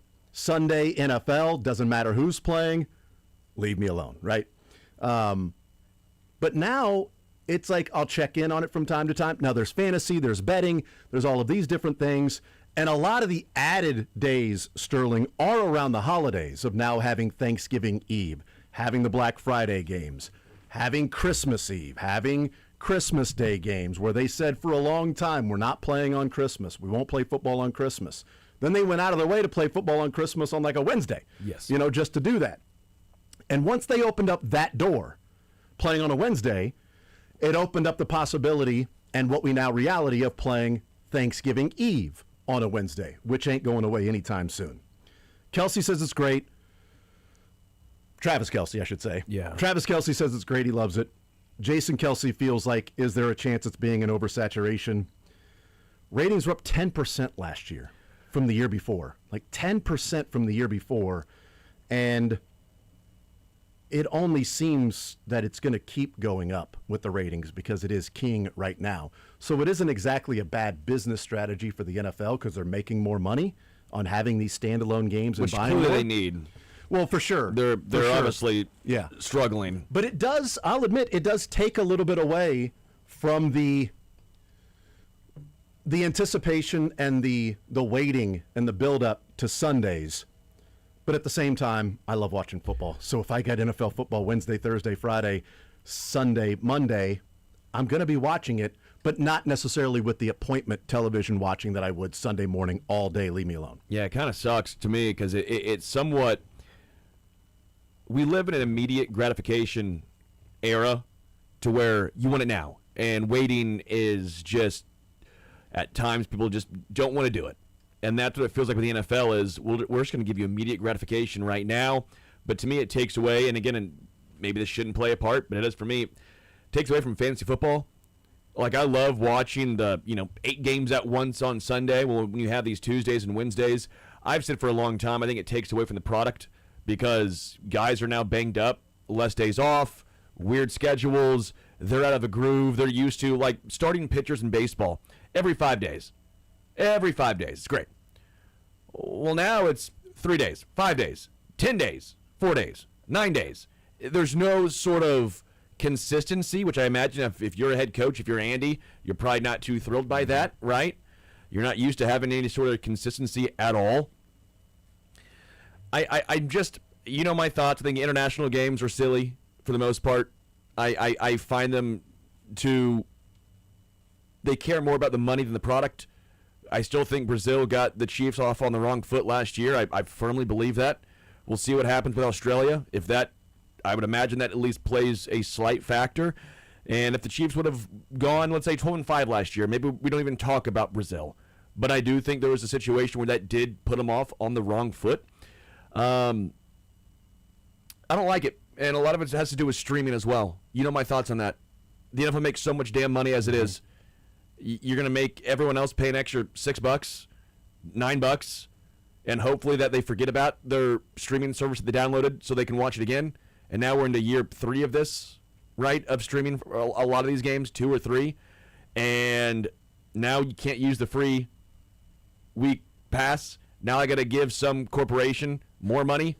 That's the whole joke I make time and time again is I'll go to a bar before I give these massive corporate. I'll go to the local dive bar and watch there. I'm already paying for it, so that's where you and I have that different part of it because I'm already paying for it and it comes on and that's great. I'm not paying for it specifically for this. Sure, that's what they're looking for is people like you that don't pay for it, that would pay for it specifically for this. I would rather pay $50 at a bar on drinks and pool and darts and golden tea than pay $9.99 a month. I completely understand. It's not the thought process of the money. It's the fact that I'm trying to prove a point of. That's why I don't really use Amazon. I try and do local. I'm like, no, they make enough money. Keep your grubby fingers off my $9.99. Okay. I know it's a small thing. It's stupid. It's dumb. I'm spending more money in the long run. But put it on cable. Put it on YouTube TV. What am I paying for? It makes it less of a reason to have the Sunday ticket. Yes. Because there are so many different windows now that are open. Now it's not every single week that those, like, they're not playing every single Wednesday or every single Friday. It's only around the holidays, right? So you're adding different windows around those specific days. Other than that, the majority of the weeks will be Sunday, Monday, Thursday. But the more they add, the less need there is for Sunday Ticket. Although Sunday Ticket had really good viewership last year on YouTube. And I think part of it is opening up to non-DirecTV subscribers. That Sunday Ticket, you had to be a DirecTV subscriber to be able to get that. There was the streaming part of the Sunday Ticket that you can get. But if you had YouTube TV already, you could get that. You could also do the pay for it specifically outside of just being a YouTube TV subscriber. There's the Red Zone. So that is still something the NFL is making money off of, and it's certainly when Google is paying $2 billion a year for Sunday Ticket. I do wonder the next time the negotiations come up, are they going to get that much money for Sunday Ticket if more and more games are finding different windows? If the NFL goes down the route when they pick up the 18th game, do they then move into Wednesdays and say, now we're going to have Wednesday night football and Thursday night football?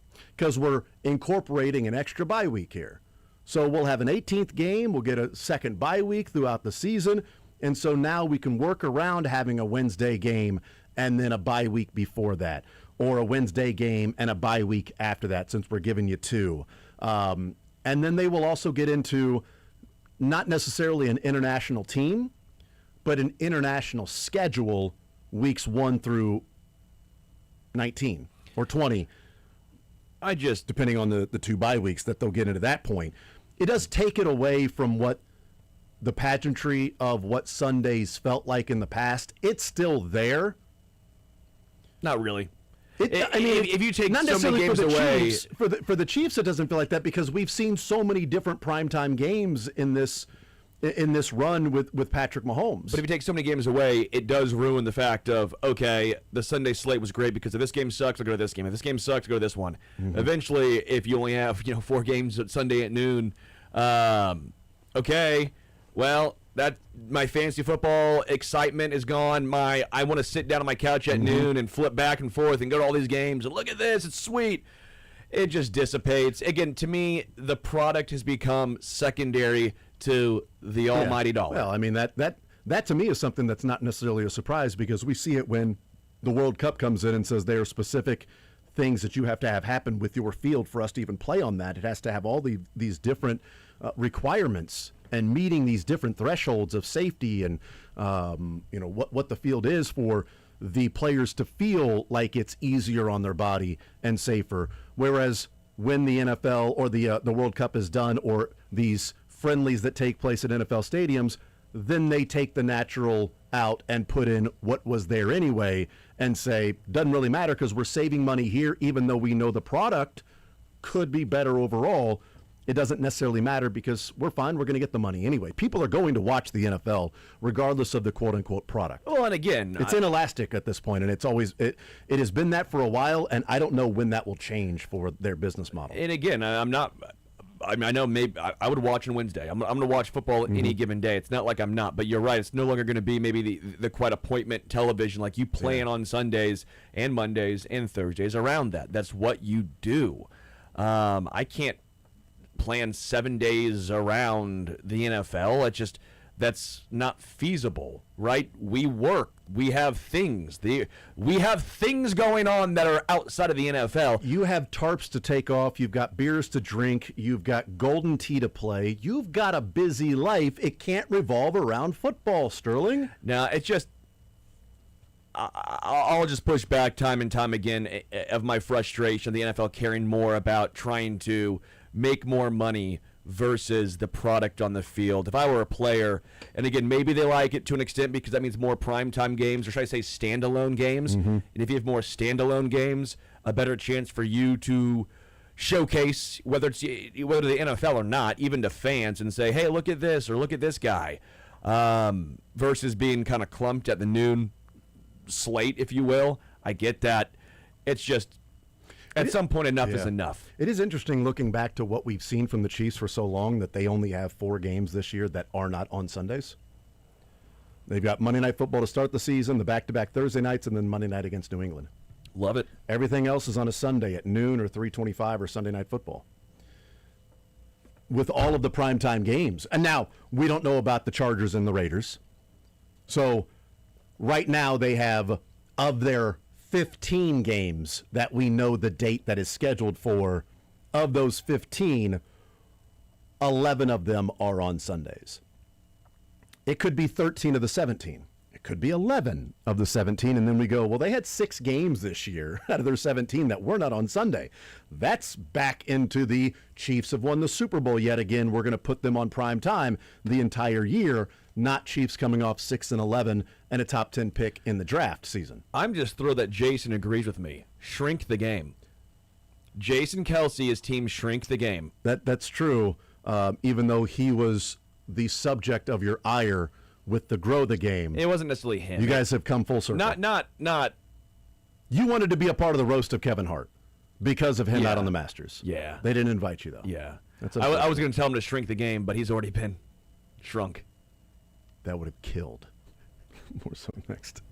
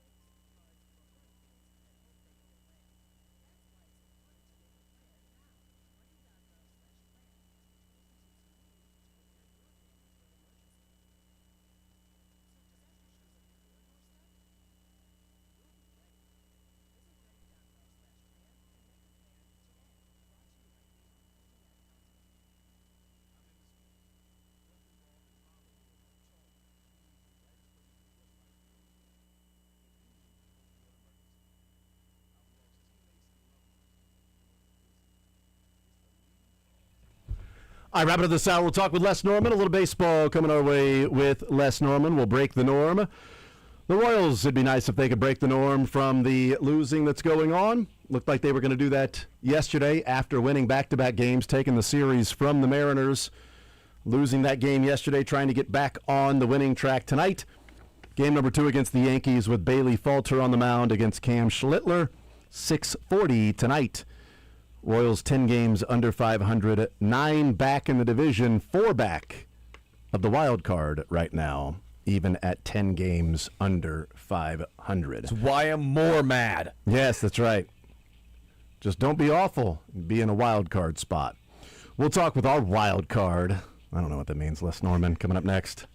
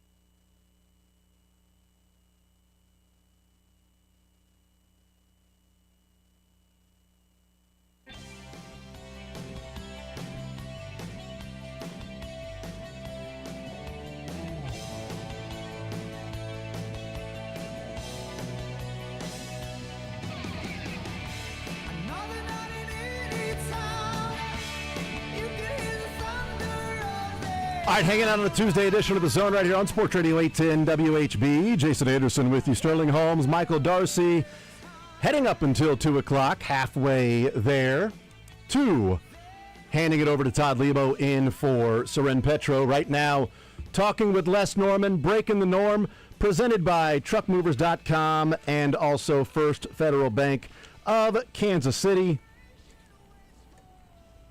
Big bank protection with community bank connection. Les Norman joining us here in the Zone. Les, what's up, brother? How you feeling today? How you doing? I'm doing good. Y'all are back to work, but I just kept the holiday going today. I just refused to give it up. Good for you, man. That is awesome. The Royals did not refuse to give it up yesterday. That's unfortunate for them. How was your holiday and continued holiday over the weekend? Did you enjoy yourself? Did you get away from baseball? Were you out at the K? What'd you do? I did a little bit of both. I spent some time there doing some different autograph and appearance things. Got to spend some time with family, doing some grilling, got a ton of yard work done. The weather couldn't have been better, in my opinion. It was just an amazing weekend, at least, with family. So it was good. How was your guys's? It was good. You had a real all-American Memorial Day weekend of grilling out, family, a little yard work, a little baseball along the way. Things we're supposed to be doing and enjoying those that sacrificed and allowed us to have the weekend that we had and enjoy it. We had a lot of baseball over the weekend tournament and then some yard work yesterday with the day off. So baseball, Little League, watching some Royals, and then yard work on a Monday. So that was our weekend. Enjoyable. It was cool, except for the actual games that took place with the kids. But we get to watch little ones play baseball. So there's much worse things in the world than being able to do that and hang out with friends and family. So it was all good despite the final score of the games this weekend. Yeah, absolutely. And it goes without saying that I mentioned this before, and I'll always say it, that we live in a country where we can do what we choose to do and what we work hard to do, and I got to be a professional athlete because of people that are and will sacrifice their lives and serve in the military and just fight every day to protect the freedoms that we enjoy and sometimes inadvertently take for granted. So if any of you or family members out there that are or have somebody in the military, whether they're active or you've lost them, thank you. And we greatly appreciate all those amazing sacrifices that happen all the time. Absolutely, and family sacrifices as well as those that are there serving. So it is a collective effort, and certainly we appreciate those that have made the ultimate sacrifice for this this country. And we get to enjoy some baseball. Whether the Royals win or lose, we get to go out and enjoy it. They had a good Saturday and Sunday. I don't know what it is, but is there a way that the Royals can lobby Major League Baseball to play more games against the Mariners? Somehow they're 5-1 against the Mariners, but yet can't figure out the riddle that is the White Sox. Yeah, we're like 23% of their wins this year are against one team. Yes. How mad are you if you're the Mariners? Like, come on, really? This is like we're trying to get back on track, and we can't get by the team that's struggling against everybody else, but we're 1-5 against this team. I don't know how to explain it, but the Royals have been pretty good against the Mariners. It also helps less when you get a guy that goes out there on Saturday and pitches the way that he did for 9 innings, complete game shutout, first one in 6 years for the Royals. Brad Keller, the last one with a complete game shutout. He strikes out only 3 guys in the 9 innings, walks 1, gives up 4 hits. That was an enjoyable game to watch. There are different types of dominance you feel when you watch a guy on the mound. There's sometimes what Cole Reagan's can look like with 11 or 12 strikeouts, no walks.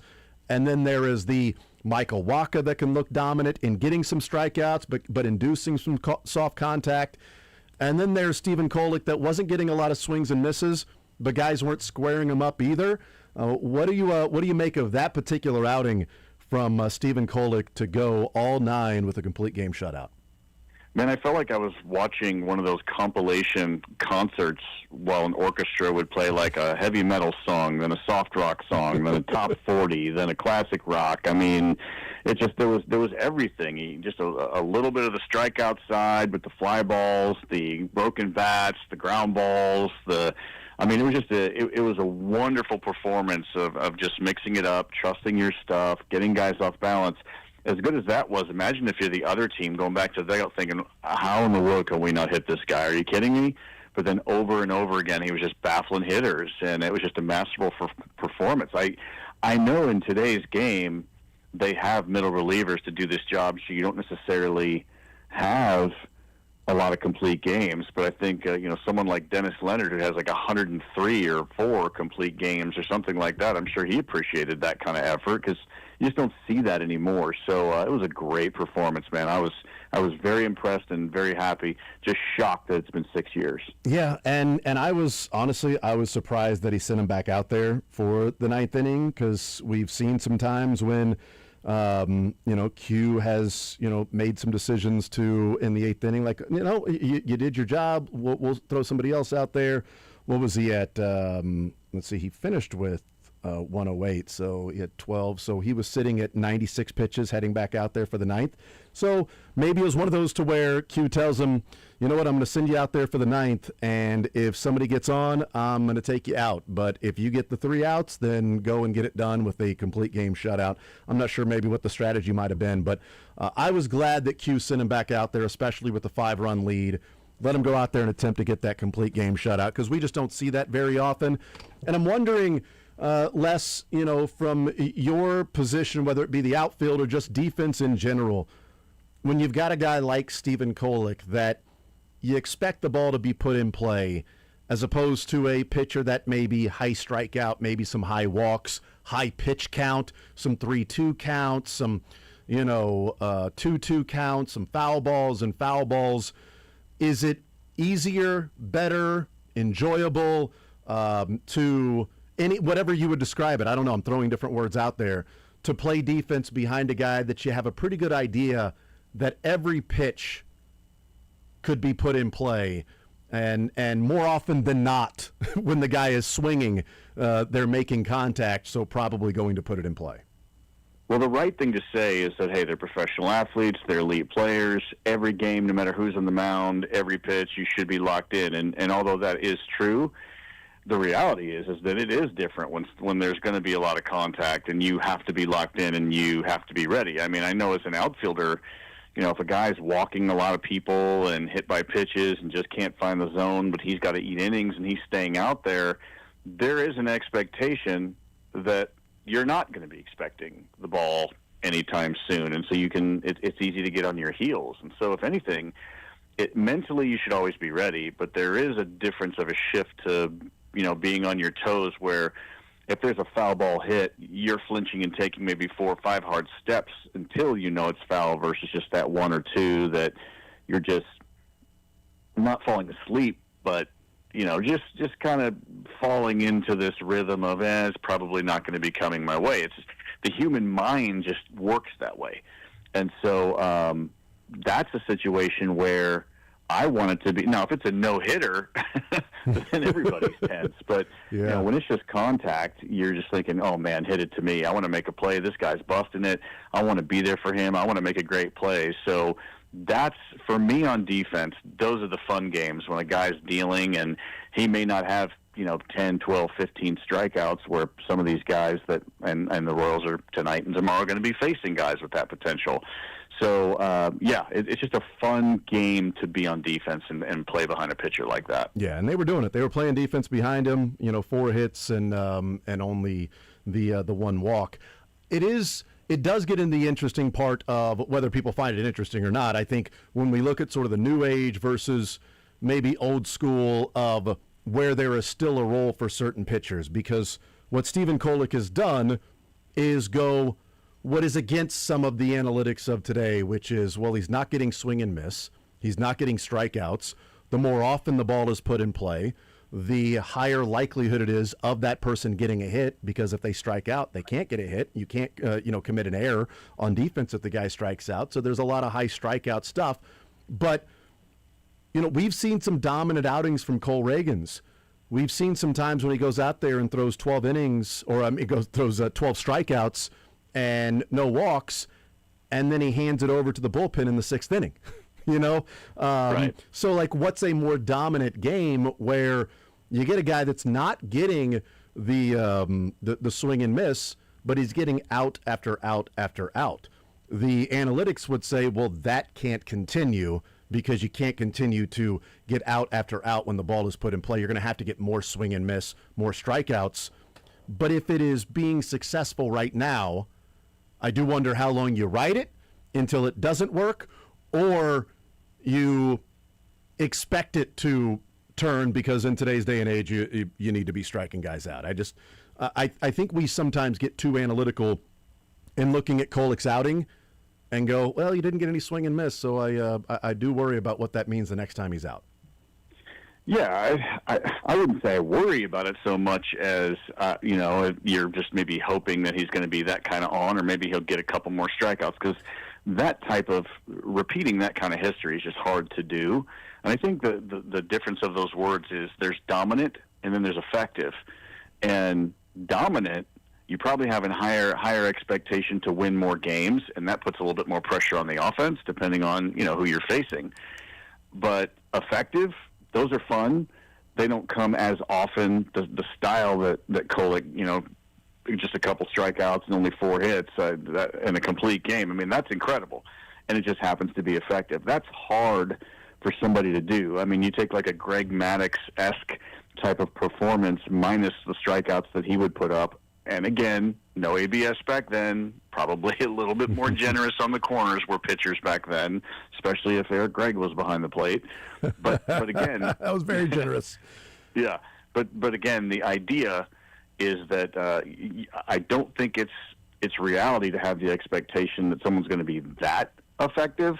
Now, if your offense scores 7, 8, 9 runs, sure, you can have that kind of effective consistency, but that's probably not this offense right now. So dominant is different from effective, but this team will take either one. Yeah, and I'll take that every time out of the gates if that's the case. I heard it's funny. Jamie Bloomer this morning said, some of the kids that he talks to and teaches, and whether it be different camps or lessons, and he'll ask the question, "What's the fewest amount of pitches in an inning to get 3 outs?" And he said he'll hear from kids that say 9. Yeah. No, that's the fewest amount of pitches to get 3 outs that are strikeouts. The fewest amount of pitches is 3 to get 3 outs in an inning. But it is kind of the mentality and the thought process of today's day and age from pitchers. It's a strikeout. You got to, make sure you get the swing and a miss, where we don't value as much of the ball's put in play, but there's weak contact. The ball's put in play, but you allow the defense to play behind you. And if you've got 5 guys in your rotation that do that, well, then I think you're probably going to have you'll have some problems more often than not. But if there's a guy in your rotation that does that, and once every 5 days, it's somebody that may get burned by the batting average to balls in play, and a guy that may go out there and do that. But right now, we're seeing Stephen Kolek go out and pitch really, really well. 26 innings he's pitched so far this year for the Royals, Les. He has only given up a run in 2 of those 26 innings. Yeah, I think it's time maybe you start taking him seriously. I know I think he's 29. He's an older guy, at least in baseball age. But especially with Bubich being hurt, now Reagan's having a little setback, which means now you can't have that doesn't let Noah Cameron or Seth Lugo or Michael Wacha have a whole lot of room to be hurt or have a sore anything, and shoulder, elbow, whatever. So that's kind of a breath of fresh air right now. That's stepping up when needed, because with a team that's struggling, you still need good starters. You still need them at least to give you a chance getting out there. And so it's really good to see. It's coming right on time, and oftentimes this game's about opportunity. And sometimes there's log jams, and sometimes there's competition, and sometimes you just fall through the cracks. But although it's sad when people get hurt, and especially when it's key players that get hurt that can help you win, it also creates opportunity for other people. And Stephen Kolek continues to take advantage of those opportunities and pitch well to force the Royals to now take him seriously. Visiting with Les Norman, Breaking the Norm, presented by TruckMovers.com and First Federal Bank of Kansas City. The loss yesterday that took place, the Royals get the home run from Salvi to tie it up. They get the home run from Bobby in the bottom of the 8th to take the lead, and then they give up 2 runs in the 9th inning. I know this team talks about every day is its own day. What happened yesterday doesn't matter. What happens tomorrow doesn't matter.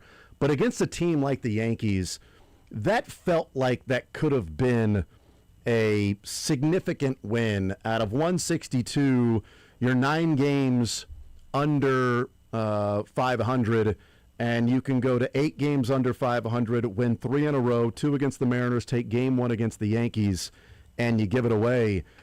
It's got to be more than 1 loss, and I don't know how the team comes out today and just flushes it when you've got kind of a bullpen game going on against a really dominant pitcher in Cam Schlittler, but that one was a tough one to give away, and they haven't had many opportunities to give them away. They've done it, but last one maybe felt more significant than some of the others. Yeah, and especially the way it happened. I mean, it's the Yankees. It's a pretty good lineup. And then you have Bobby hitting the go-ahead home run, and then you have a broken bat single and a ball hit where Salvi's playing first base and there's a runner on, so he's playing up, which means of the limited range of motion he has, it took away the 2% that he did have, and by being up. And so, I mean, yeah, those are tough. Yep. And you want to say the right things, like, oh, they just got to flush it and they got to move on. Well, look who you're facing today and who's backed up by Garrett Cole, tomorrow. So, yeah, you have to flush it, but you also have a memory and you have a brain that works and that's intelligent. And so, yeah, man, this is a tough series, comes at a tough time, and I don't know if flushing it's the right word. It's hard to flush, but you've got to be able to overcome it when you think about it. So you cannot affect what you do today positively by thinking about tomorrow, so you have to at least flush the thought of it. But if things don't go well, then you're going to remember both today and yesterday. And so, man, it's a tough mind game that you have to play. That's one of the reasons why this game is so mentally tough and why you have to be mentally and emotionally strong. Visiting with Les Norman. The unfortunate part about what we're seeing as of late is the Royals, I don't know where they would be if it happened earlier in the season. And what I mean by that is the last 27 games for Vinny Pasquantino, he is OPSing at 764. He's getting on base at 345 and slugging 418. He's got 3 home runs, which only comes up to like 18 over the course of the season in 27, but he's got 5 doubles, which would be 30, and he has 14 walks and only 18 strikeouts in that time. And Salvi, in the month of May alone, is OPSing at 713 with 4 home runs, which would come out to 29 over the course of the season, 14 RBIs, which would be 103 over the course of the season. The issue is, in those 22 games in May for Salvi, the Royals are 10-12 when Salvi's playing like that. And for Vinny, in those 27 games, the Royals are 13-14 in those games. And so it's unfortunate because, Les, we can look back and go what could have been and where they would be. But, man, if you could just take Vinny and Salvi's numbers over the last month or so and move those to the first month of the season, I'd love to know what this record is for the Royals right now, and if Vinny and Salvi then had those struggles right now, what we'd be talking about and where they would be, because it just felt like a big portion of those losses early were those 2 what felt like automatic outs at 3 and 4, and now they're not automatic outs, Les, but it still doesn't feel like it's enough. Well, yeah. I mean, if you go through the lineup, before we came on the air, I was looking at just the batting averages, and Bobby leads at 294, but after that, I think Garcia is of everyday players. Garcia's second, and I mean, it's not great. It's not great at all. There's some good numbers in the RBIs. There's some OPS here and there, or stolen bases with Bobby, some walks, different things like that.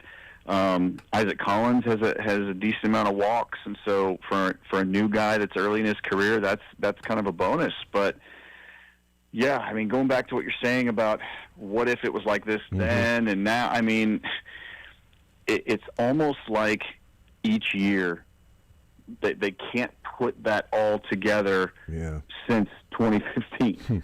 Since they win the World Series in 2015, now we're back to battling, trying to put all that stuff together. And so it's frustrating. It's, they're trying, they're giving their all. I think Salvi this month is doing a better job in swing decisions. Yes.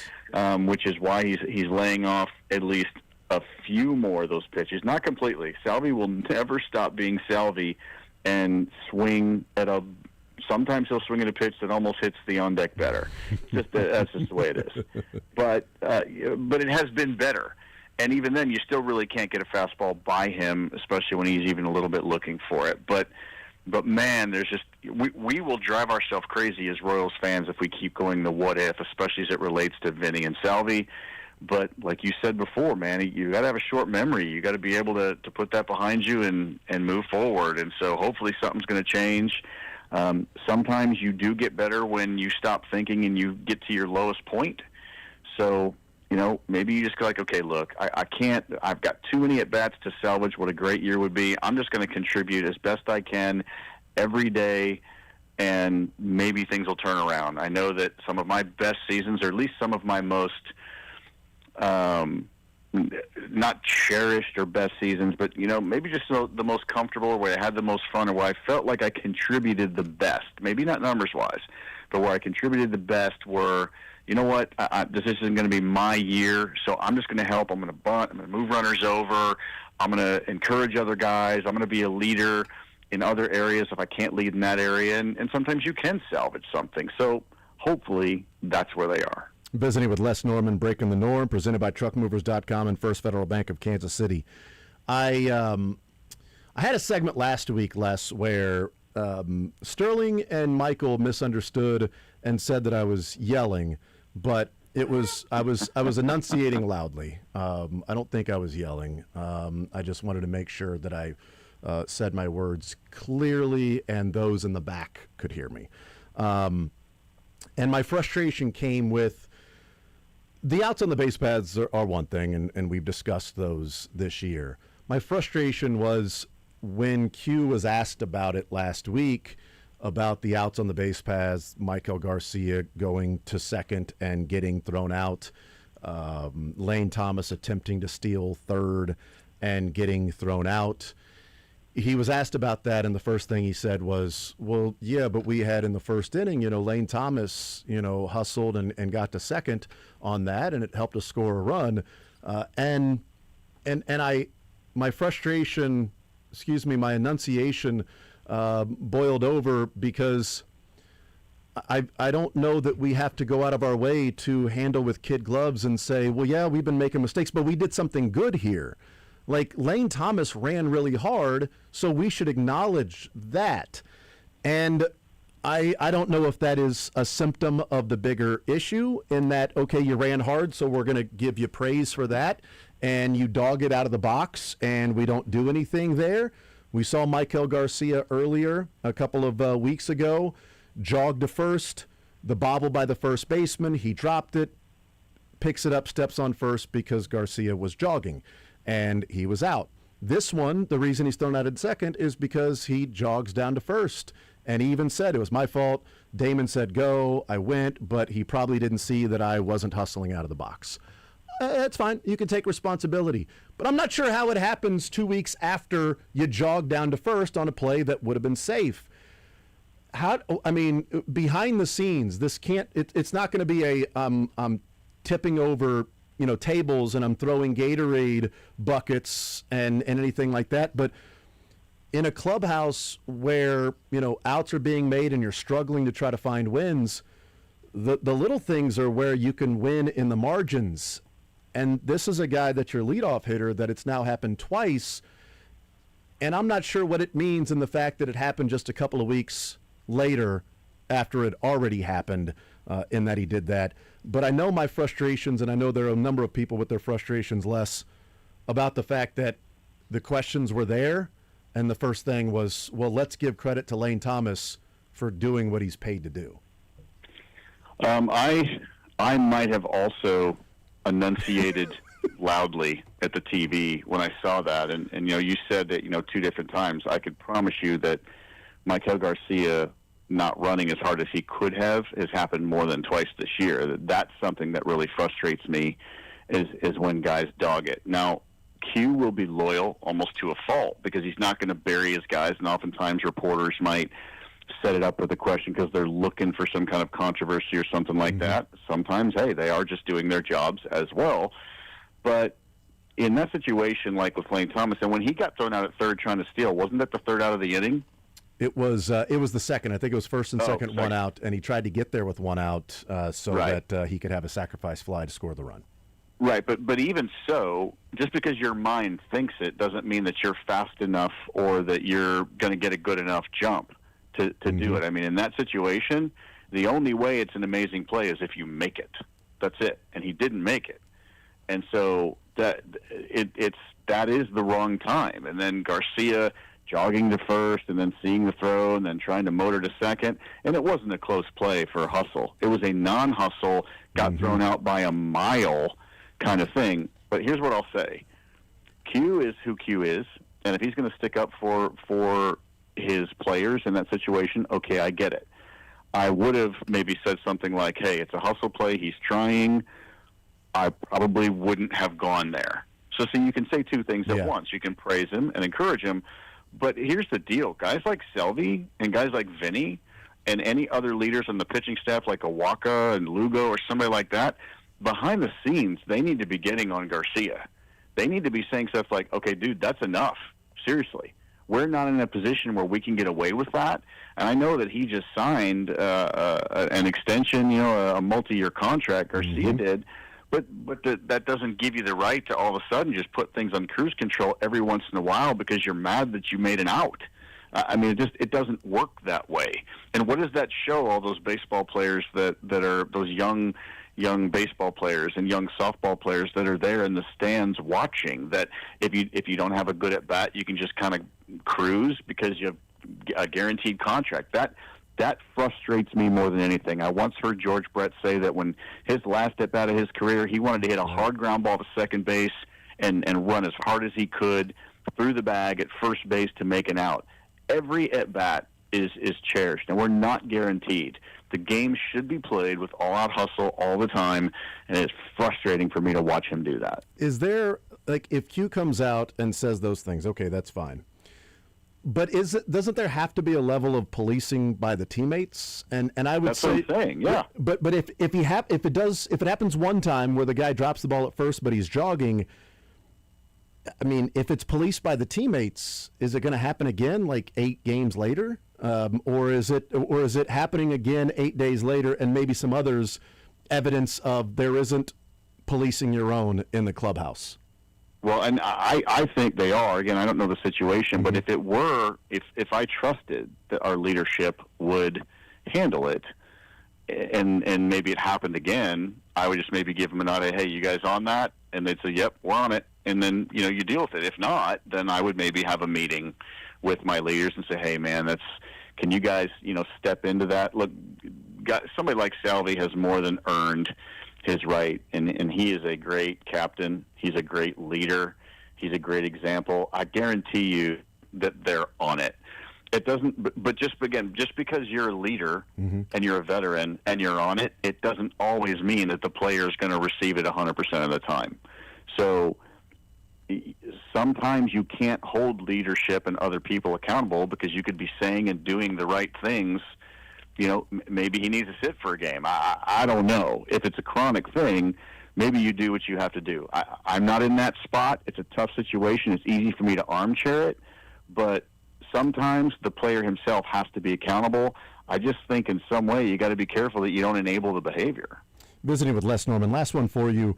Scott Sharp goes on with a New Day Weekly, and last week he was talking about the outs on the base paths and mentioned We have one where, not one, but he's saying just in general, there's whether it's a lack of hustle or not making the right read, and the most recent examples of that I think he was making was Michael Garcia and hustle, and then the right read was Michael Massey getting thrown out at home, and whether that's Vance Wilson sending him or should have held him up with Michael Garcia coming up with only one out at that point, and having a guy at third with Michael Massey.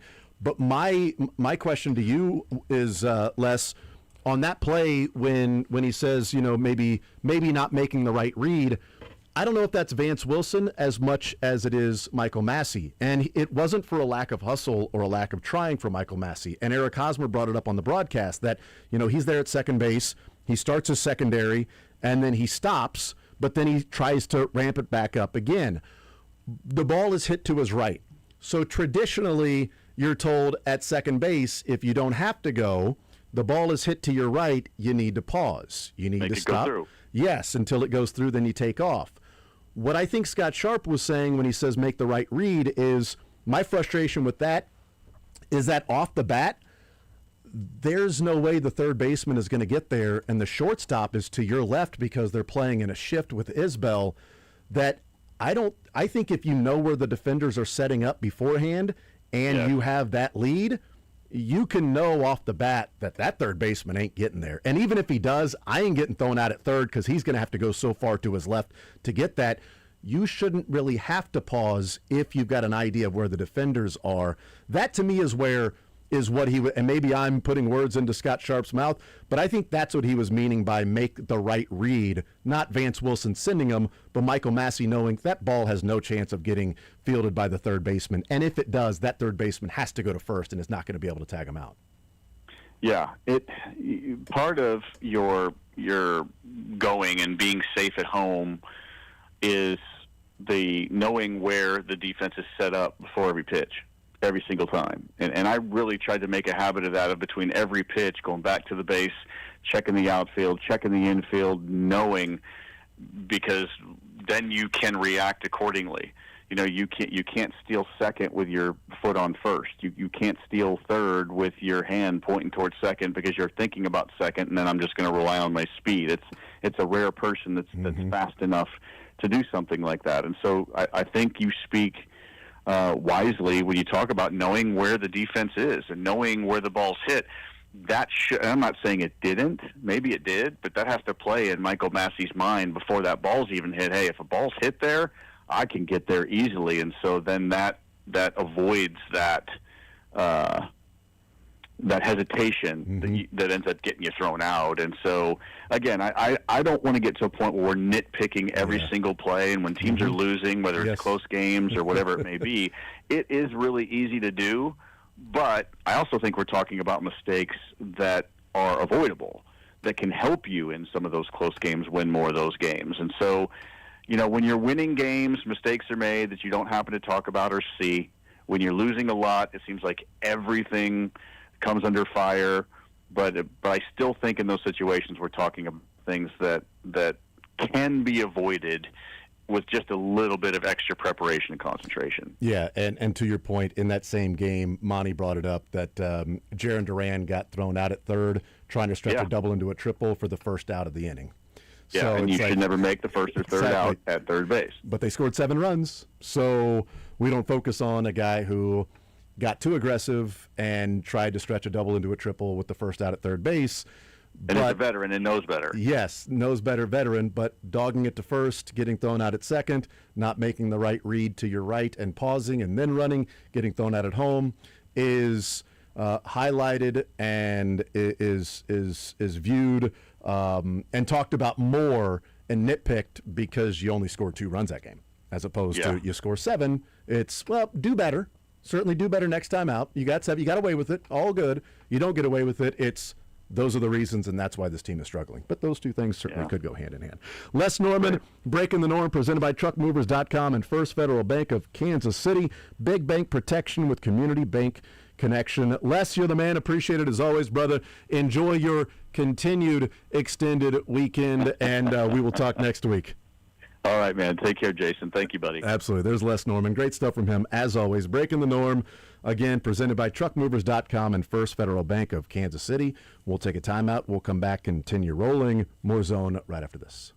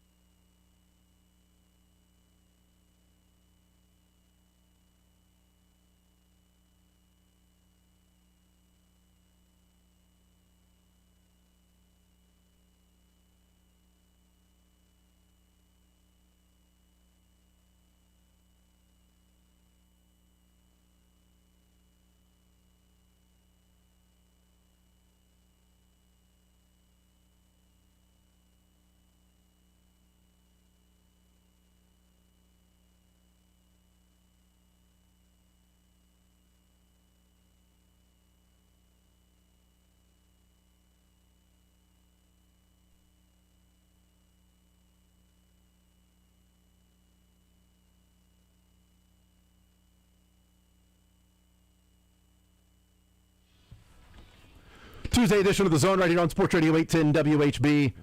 Sterling, we talked about with Les there about Stephen Kolek and what we've seen so far from Kolek as a Royal.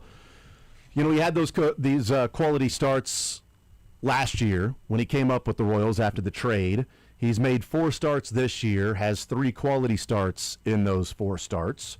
So 3 out of 4 of his starts have been quality starts. 3 out of 9 for Noah Cameron have been quality starts. 3 out of 8 trips to the mound for Cole Reagans have been quality starts. 7 out of 11 for Lugo, and 9 out of 11 for Michael Wacha have been quality starts. So he's essentially pacing for a Michael Wacha quality start stretch. What is unbelievable about his 4 starts so far is in 26 innings, I don't know if you heard this when I talked about it with Les, how many innings he's given up a run in 26 innings. You guys want to guess how many innings? Maybe you know the answer. Michael, Sterling, 26 innings for Stephen Kolek this year. How many of those innings has the other team scored a run? Well, wasn't one like a 3-run home run or something like that? So I'll say 4. I'll say 5. 2. 2 innings out of the 26 he's pitched. He gave up 3 in the 4th against Cleveland on a 3-run home run. Yeah, that's what I remember. And then the White Sox, all 5 runs he gave up were in the 5th. He's given up 8 earned runs this year in 26 innings. Only 2 innings has the other team scored.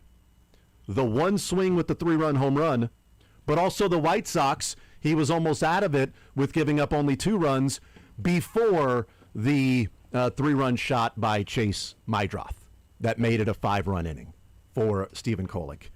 24 out of 26 innings, he's gone out there and hasn't allowed a run this year. So not only are they quality starts, it's not like, well, you gave up a run, you gave up a run, you gave up a run. You went 6 innings, gave up 3 runs, and they got 2 in the 2nd, and they got 1 in the 5th. No, it's been one swing there, and you can't really say one swing because there were 2 guys on base as well. So it was one swing with guys on base. Solo shots don't hurt you as much as a 3-run shot, but they all count the same. If you give up 3 runs in the game and it comes on a 3-run shot, or you give up 3 runs and it's 3 solo home runs, they all count the same.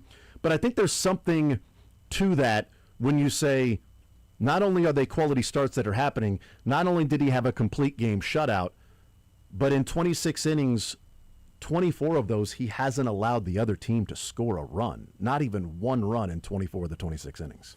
So here's where I'm at with Stephen Kolek. We can talk about how the analytics and all this stuff with him. It's not Brad Keller. Right, where the analytics hated him, where he would have a 3 ERA, but they expected it was like a 5.5. You want to guess what Stephen Kolek's expected ERA is? He's got a 2.77. Oh, wow. He doesn't strike a lot of guys out, so, I mean, I guess then it's the exit velocity and things and barrel percent. I'll say like a 3.8. I say 3.1. Yeah, 3.14. Okay, well, I was a little more and I know pessimistic it was on it. kind of a leading question, too, because obviously... Well, even if it was 3.8, you're like, yeah, he's been awesome, but he's still a sub-4 expected ERA, so he's still a guy that is better than 6 innings, 3 earned runs. It's better than a quality start every time, because 6 innings, 3 earned runs, quality start is a 4.5 ERA. And so, for me, this is where I think there's a little pushback of the analytics don't like him. No, he doesn't get strikeouts. The analytics don't like that part of his game, but he doesn't walk anyone. So you don't walk anyone, your expected ERA is going to be probably a little lower because not many guys are getting on base. Yeah, you may get more hits. His expected batting average is basically exactly league average. But when you don't walk any guys, you're in the 94th percentile in walk rate. That's just fewer base runners. That allows you to have a .85 whip because you're not giving out free guys. His hard hit rate, solid. Barrel percentage is 80th percentile, really solid. He gets a lot of ground balls, so when he does give up a single, chance for a double play is always going to be part of his game. That's a good point, yep. Do I think he's a 2.7 guy? No. Do I think he's like a 3? Can he be a 3.5 guy? Yeah. His career ERA is 3.84, and he was horrible when he came up as a reliever. He's better as a starter. Yeah, because this stuff doesn't really translate to reliever stuff. He doesn't strike guys out like we talk about with Urseg or other guys in the bullpen when you come in and want the power arms. He's a guy now, if you've got men on base around you, not going to walk somebody and do soft contact for a ground ball. All right, maybe you get out of a jam that way as opposed to striking guys out to get out of a jam. So that could translate, but he doesn't have that typical arsenal of a bullpen guy that's going to come in and strike guys out, more as a starter where you can stretch him out over 6 or 7 innings and the pitch count isn't going to elevate because he's not going to 3-2 counts and foul ball because you're looking for the strikeout. So it was a little bit like Noah Cameron last year. The difference is Noah Cameron this year tried to adjust his fastball, and that's thrown everything off, right? Everything's been off. He's walking guys, still not getting the strikeouts. It just doesn't matter right now for Noah. For Stephen Kolek, when you're not walking guys and you have 7 inches extra of vertical break on your sweeper than league average, when you're getting extra break on your slider more so than league average, you're going to have decent success. You'll probably force more weak contact. And I think that's what we're looking at. I mean, you look at his slider. Dudes are hitting 167. The expected batting average is 160. Against his cutter, 143, expected is 186. It's not like there's this drastic difference. Now, fastball has been way better than the expected numbers. His batting average against is 133. Expected batting average against the four seam is 303. So if you want to look for a little cause of, hey, where's the regression going to come? It's that four seam. But the ERA is still really solid, even the expected underlying metrics, if you will. So I do push back a little on the analytics don't like Kolek. No, he just does it. He does it a little differently. He does do it more of the old school. That's interesting. Old school baseball way. Well, looking back at the last time the Royals had a complete game shutout was September 13th of 2020. By the way, that hit ZOUs. Oh, I know. Yeah, I had the over on complete games for Royals this year. Point half. Yeah. Thank you, Steven. Yes, thank you. We didn't have complete game shutout. We just had complete game. They didn't have one last year. We said they had one every year dating back to, I don't know, ever. But the last complete game shutout was in 2020, September 13th. It was Brad Keller against the Pittsburgh Pirates. The Royals won 11-0. But what I find to be interesting of what those two things have in common of complete game shutouts. It was, 108 pitches for Kolek in this one. It was 111 pitches for Brad Keller. When we look at the 100-pitch mark, that seems to be that clear line of demarcation, line in the sand of we need to get a guy out of there. Whether it's a third time through the order or 100 pitches, we've kind of seen that have that arbitrary cutoff in Major League Baseball. But the other thing they have in common is Brad Keller had 2 strikeouts and 1 walk. 5 hits, 2 strikeouts, 1 walk. Kolek, 4 hits, 1 walk, 3 strikeouts. The last 2 complete game shutouts have come from guys that didn't just strike a bunch of guys out. They were able to pitch longer in the game because guys were putting the ball in play. You've got defense that plays behind you. You've got stuff that induces some weak contact. But you're also not going out there striking out 8 guys in 5 innings and having to leave the game because you're at 97, 98 pitches. And now the bullpen takes over for the next 4 innings. There is something dominant to a guy that goes out there and throws like this. And also, it's not like this was the anomaly. Again, he had all of the quality starts last year that he started. 4 games this year, 3 of those have been quality starts. The only one that wasn't a quality start was when he gave up the 5 runs in the 5th inning to the White Sox. That would have been 5 innings, 2 earned runs. It happened. Meidroth got a hold of it on a 3-2 pitch. Yeah. Hit it. He got too much of the plate. And by the way, ball did. And we've talked about process. Yeah. And I've said I would prefer him to give with, you'd prefer to get the out, but challenge Chase Meidroth instead of walking the guy to get the bases loaded. Yep. I was okay with the challenge of Chase Meidroth. I was fine with that. Yeah. I mean, the end result was poor, but you left it over the plate. It happens. Yeah. It happens, but not every time you leave something over the plate is a guy going to hit a home run off of it. Do you know what he's done as a Royal? Very well. He has 9 starts as a Royal with a 2.29 ERA, 59 innings. His fielding independent pitching is still a 3.36. So not a lot of strikeouts. So it's going to be a little higher, but yeah. But I mean, would you take a 3.3 from your 7th for a guy you traded for Freddie Fermin? And oh, by the way, his WHIP is under .8. Yeah, I mean it's your seventh starter to enter the season. His His starting whip- 5 and Burgert and then Kolek. .797 is his WHIP as a Kansas City Royal, which is pretty good. 1 or lower is nuts. Yeah, and if you wish Burgert hadn't been injured, but Burgert was kind of the prize of that Freddie Fermin trade, and what we've seen is that Stephen Kolek has been the much more successful guy, and now Burgert going under the knife is, going to miss most of next year too, at least a year. Then you've got the recovery, so I wouldn't count him on 2027. So Burgert being back in 2028, we'll see what he can do. But Kolek in the meantime is doing this, and sometimes guys are late bloomers. A guy who's 29 years old and went from the bullpen to now being a starter. Well, Lugo was like that. Yeah, it's true. Lugo was a bullpen guy, was solid, but wanted to be a starter.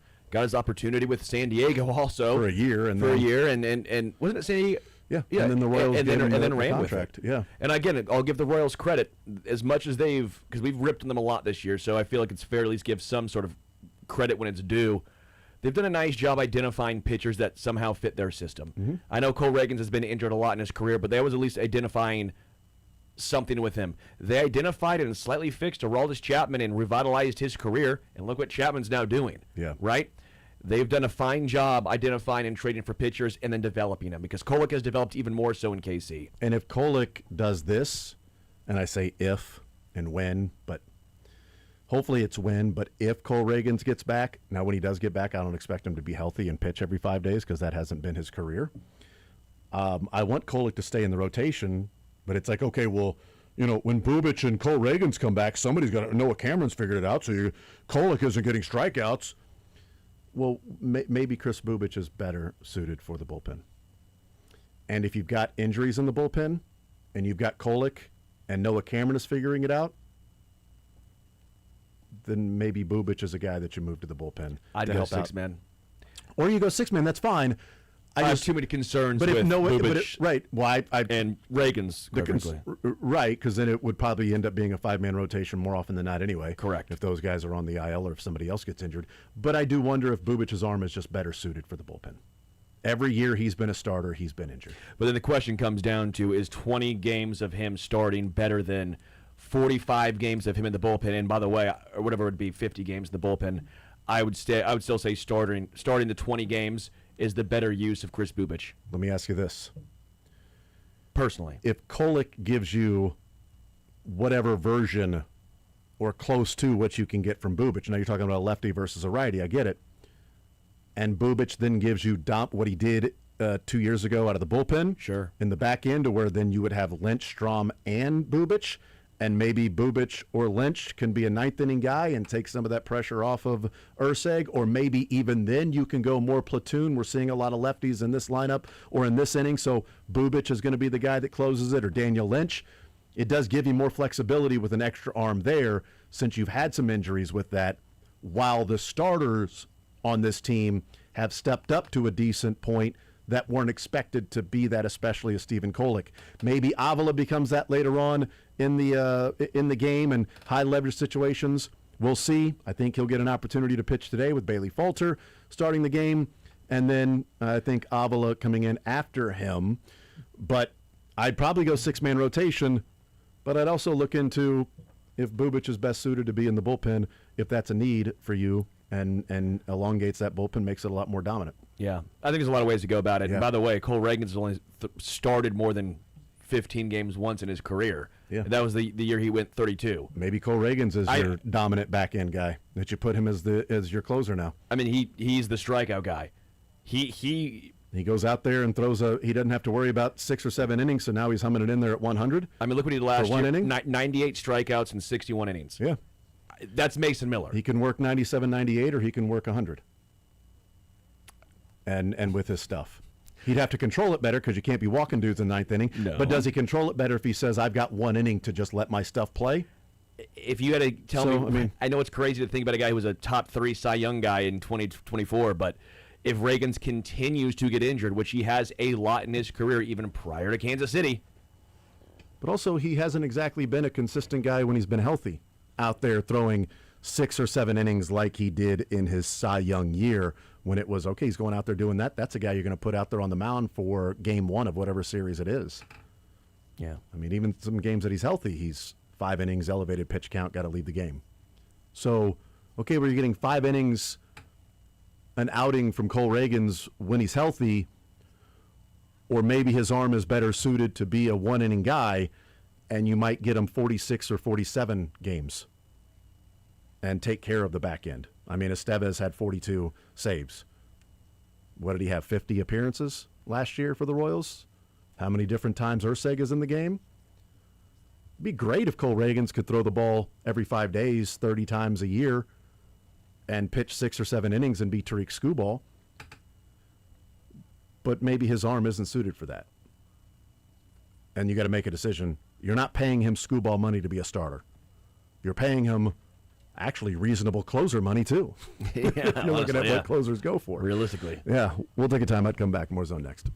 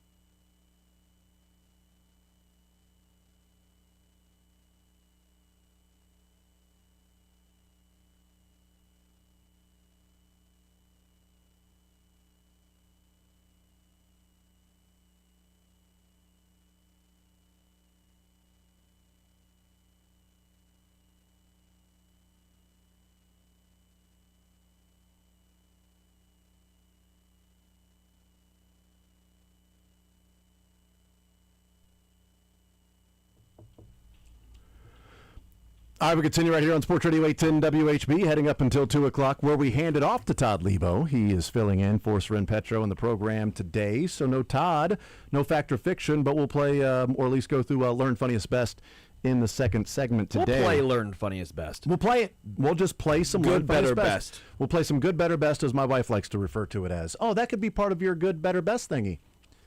Well, no, that's not what it's called, but yes, it could be. She cares. That's what matters. She cares. Is that right? Is that what that tells you? That's what that tells you? Is that she knows slightly. Oh, she knows there's a best part of it. Yeah, so she got one out of three's not bad. Exactly. She knows the last one is the best. Yeah. Good, better, best, learn funniest best. Well, she promises to me, and he's like, well, he's never funny, so Exactly. it must be good, better, best. He refuses to learn anything, so it must be that... He just says 3 random things and calls it a day. It's true.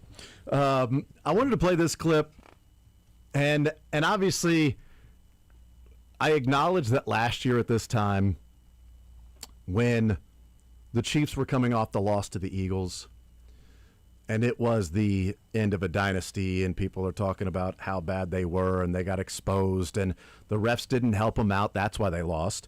They, if the only reason they were winning is because of the refs didn't help them out, so they lost. And it was a rough game for Patrick Mahomes. And I had mentioned, the last game of the season, Patrick Mahomes had a pretty rough outing. He came back and won MVP. So this may be the Mahomes revenge tour type thing, right? And I actually think he played better than what some of the numbers say because of everything that was on his shoulders last year and having to run the ball as often as he did. Well, now we know with the injury, he is the favorite for Comeback Player of the Year this year. Heavy favorite for NFL Comeback Player of the Year. But the question of what will he look like? Will he play early in the season? Is Mahomes as Mahomes we know it? Because Mahomes is really all about running around and creating rather than just playing within the structure of the offensive play. Mahomes posted on Instagram, and it was just a few pictures. It wasn't like a video or anything. It was just a few pictures, and the background song that was playing was the song by Drake off his new album, and the song is called "Whisper My Name," and one of the first lines of lyrics in the song that Mahomes put with his IG story was this. Am I a GOAT? Well, probably not. I probably was, but you probably forgot. Am I your GOAT? Probably not. I probably was, but you probably forgot. Ooh, is the line that Patrick Mahomes is dropping with some bars on his IG story showing him in a Chiefs uniform throwing the football and standing there and just looking all Patrick Mahomes-ish. So, Darcy, as our resident young guy. Yeah, you are the resident young guy. You could have knocked me over with a feather this morning if you told me that we'd be talking about Drake on the Zone. That's because of Patrick Mahomes. Because of Patrick Mahomes. Are we talking about Drake or are we talking about Patrick Mahomes? A little bit of both. Or Drizzy, dude. We talking about Drizzy? Come on. Yeah, that is true. Yes. I listened to the album, didn't love the new album, but that's also... He released 3 albums on the same night. I don't know if you know that. Hater. You know what you call that? Such a hater. It could have been condensed to 1. I actually thought we were talking about Drake that works here. So is this the different Drake? I thought Drake just had some amazing bars here that I like the fact. Can we get Jason Justice around here and ask him, what he was when he was sitting there in the lab writing these lines? Like, what was he thinking? Was he thinking of Patrick Mahomes with "Am I your GOAT?" Probably not. I probably was, but you probably forgot. I love the fact that we are in full off-season mode now. When we are debating. Well, I don't think it's a debate. I think it is. It true. ain't a debate. It's Mahomes saying, all right. But as if it actually You guys matters. have moved on from me. Oh, it matters. It matters. It's now. All right, fine. It matters. Okay? This year, Sterling. Last year, okay, fine. Push that aside. This year, Mahomes' revenge tour. He could have played many songs, and But he didn't. It could have been like, it may not mean nothing to y'all. But it wasn't. I want this bleep Forever, man. Yeah, last name ever, first name greatest. Like a sprained ankle. I'm not nothing to play with. He should have done that when he had his ankle injury. I am not nothing to play with. If you had his I ain't nothing to play with. ankle I'm also injury not and nothing. rocked that, Yeah, he should have done that. Yeah, thank you with the Drake laugh. he could have Appreciate played that. Lil Wayne, but different. He could play the fireman. Fireman. The coming. fireman comes. Yeah, but- because he's about to put water all over the haters who don't believe in him anymore. Okay, maybe. But or Jason McIntyre's Straight Fire podcast is what you're saying. Oh, see, putting water it on would have that been one. even. I didn't know he had a podcast. Yeah, well, that's where he predicts every year the Chiefs would miss the playoffs, and he got it right last year. But it also, like, I don't want to Jason McIntyre this thing by, like, this is the Mahomes revenge tour this year. Because that was supposed to be last year. It was a little bit of last year. I think it just highlights that for all the talk about how humble Patrick Mahomes is, saying the right thing to the media, he does have an edge to him. Oh, whether yeah. it's counting on his hands, the amount of guys that were ahead of him in the top 100, Yep. whether it's posting stuff like this, he hears everything. He listens. Yes. He listens to it. He definitely. There's a little Jordan there of, and I took it personally. And that was not a mistake. I don't care what you say. Maybe he loves the that's- new Drake album. That song specifically, Of that course. Whisper My Name is the meaning of, you say my name quietly, because when you're saying my name, you guys are saying it with an ill intent. So if you say it with an ill intent, then you will feel, then you'll have to deal with me if you keep saying my name this way. So whisper it when you're talking about me, because don't let me hear it, because then you're going to have to pay the price. Whether that's real with Drake, that's essentially the meaning of it, which is the song Mahomes chose. Back in Black would have worked too. That's true. Yep, I guess. Certainly, right? Thunderstruck. There's a lot of songs we could have used, right? I mean, I don't know, Sterling, a lot of them. But he didn't choose those songs. He chose this one with Whisper My Name. But he didn't have to post anything either. He's not required. He's not an influencer. He's not required to have 2 videos a day so that his sponsors will feel like they're getting their money's worth. He doesn't have to post anything to IG. Do you think it was he tough? did with that song? When he put Whisper in and made you pick that one, not the Whisper song, That's- because that would have been a totally been- right. different meaning, Right, yeah. By Although we still would have read Yin into it Yang what it twins. means. So I just did a little bit of research. Every him post, and Brittany. every post that he has made where he's like posting from the field, the last 6 Instagram posts have all been the clock. That is the only thing that he puts in Yeah. the caption. That's it. And this one was the clock? And this one was the clock in addition to the Whisper My Name. In addition to the lyrics, that's Yes. this. What are the lyrics again there, Michael? Can you go ahead and play? Am I a goat? Well, probably not. I probably was, but you probably forgot. Yeah, I never forgot Patrick. I probably was, but I you probably never forgot. Yeah. I do Which think, is perfectly describing of Mahomes, because when he first came on the scene, it was like, this guy, we've never seen anything like it. This is amazing. Look what he's doing. I've never seen a thrower of the football like this. This guy is pacing to maybe be the greatest of all time. And then you get too successful, and they tear you down, find the next guy. And now it's been all about people trying to find evidence as to why he's an Andy Reid system quarterback, or not good, or only a backyard football quarterback. And now with the knee injury, it's different. Just as in 2022, when Keenan Allen said people are about to be exposed since they didn't have Tyreek Hill anymore, this year is okay, well, now he's going to be hampered by a knee? Oh, you're telling me this guy's going to have to work in the pocket? Yeah, we'll see how good Patrick Mahomes is now that he can't just scramble around and be this crazy playmaker doing that. Now he actually has to work within the confines of the offense, which he's pretty damn good at doing too. But that's sort of the misconception. And now what is part of the haters' cry, yell, speech, mantra, credo. we used to love our living legends, and then it's more of a recent phenomenon. I think the first 2 that I remember people really turning on, were Tom Brady and LeBron. Oh, really? Because I'm told that people didn't hate Tom Brady that bad. Not like this. No. People actually respected Tom Brady. Mahomes, And maybe they'll say the same thing when It's LeBron just retired. they will. They'll probably say the same when LeBron retired. But everyone loved Jordan. Like, there was very... I didn't. No, I get it, but there's very few people at the time. It was always like... as long as he wasn't playing your team, busting your team's ass, it was like, okay.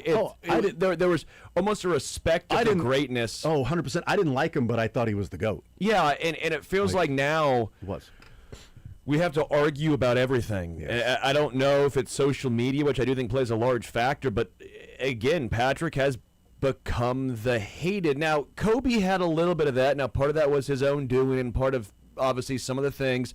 But then by the time he retired, he was beloved again in the last game, and it was everyone besides Utah Jazz fans that last game loved him, right?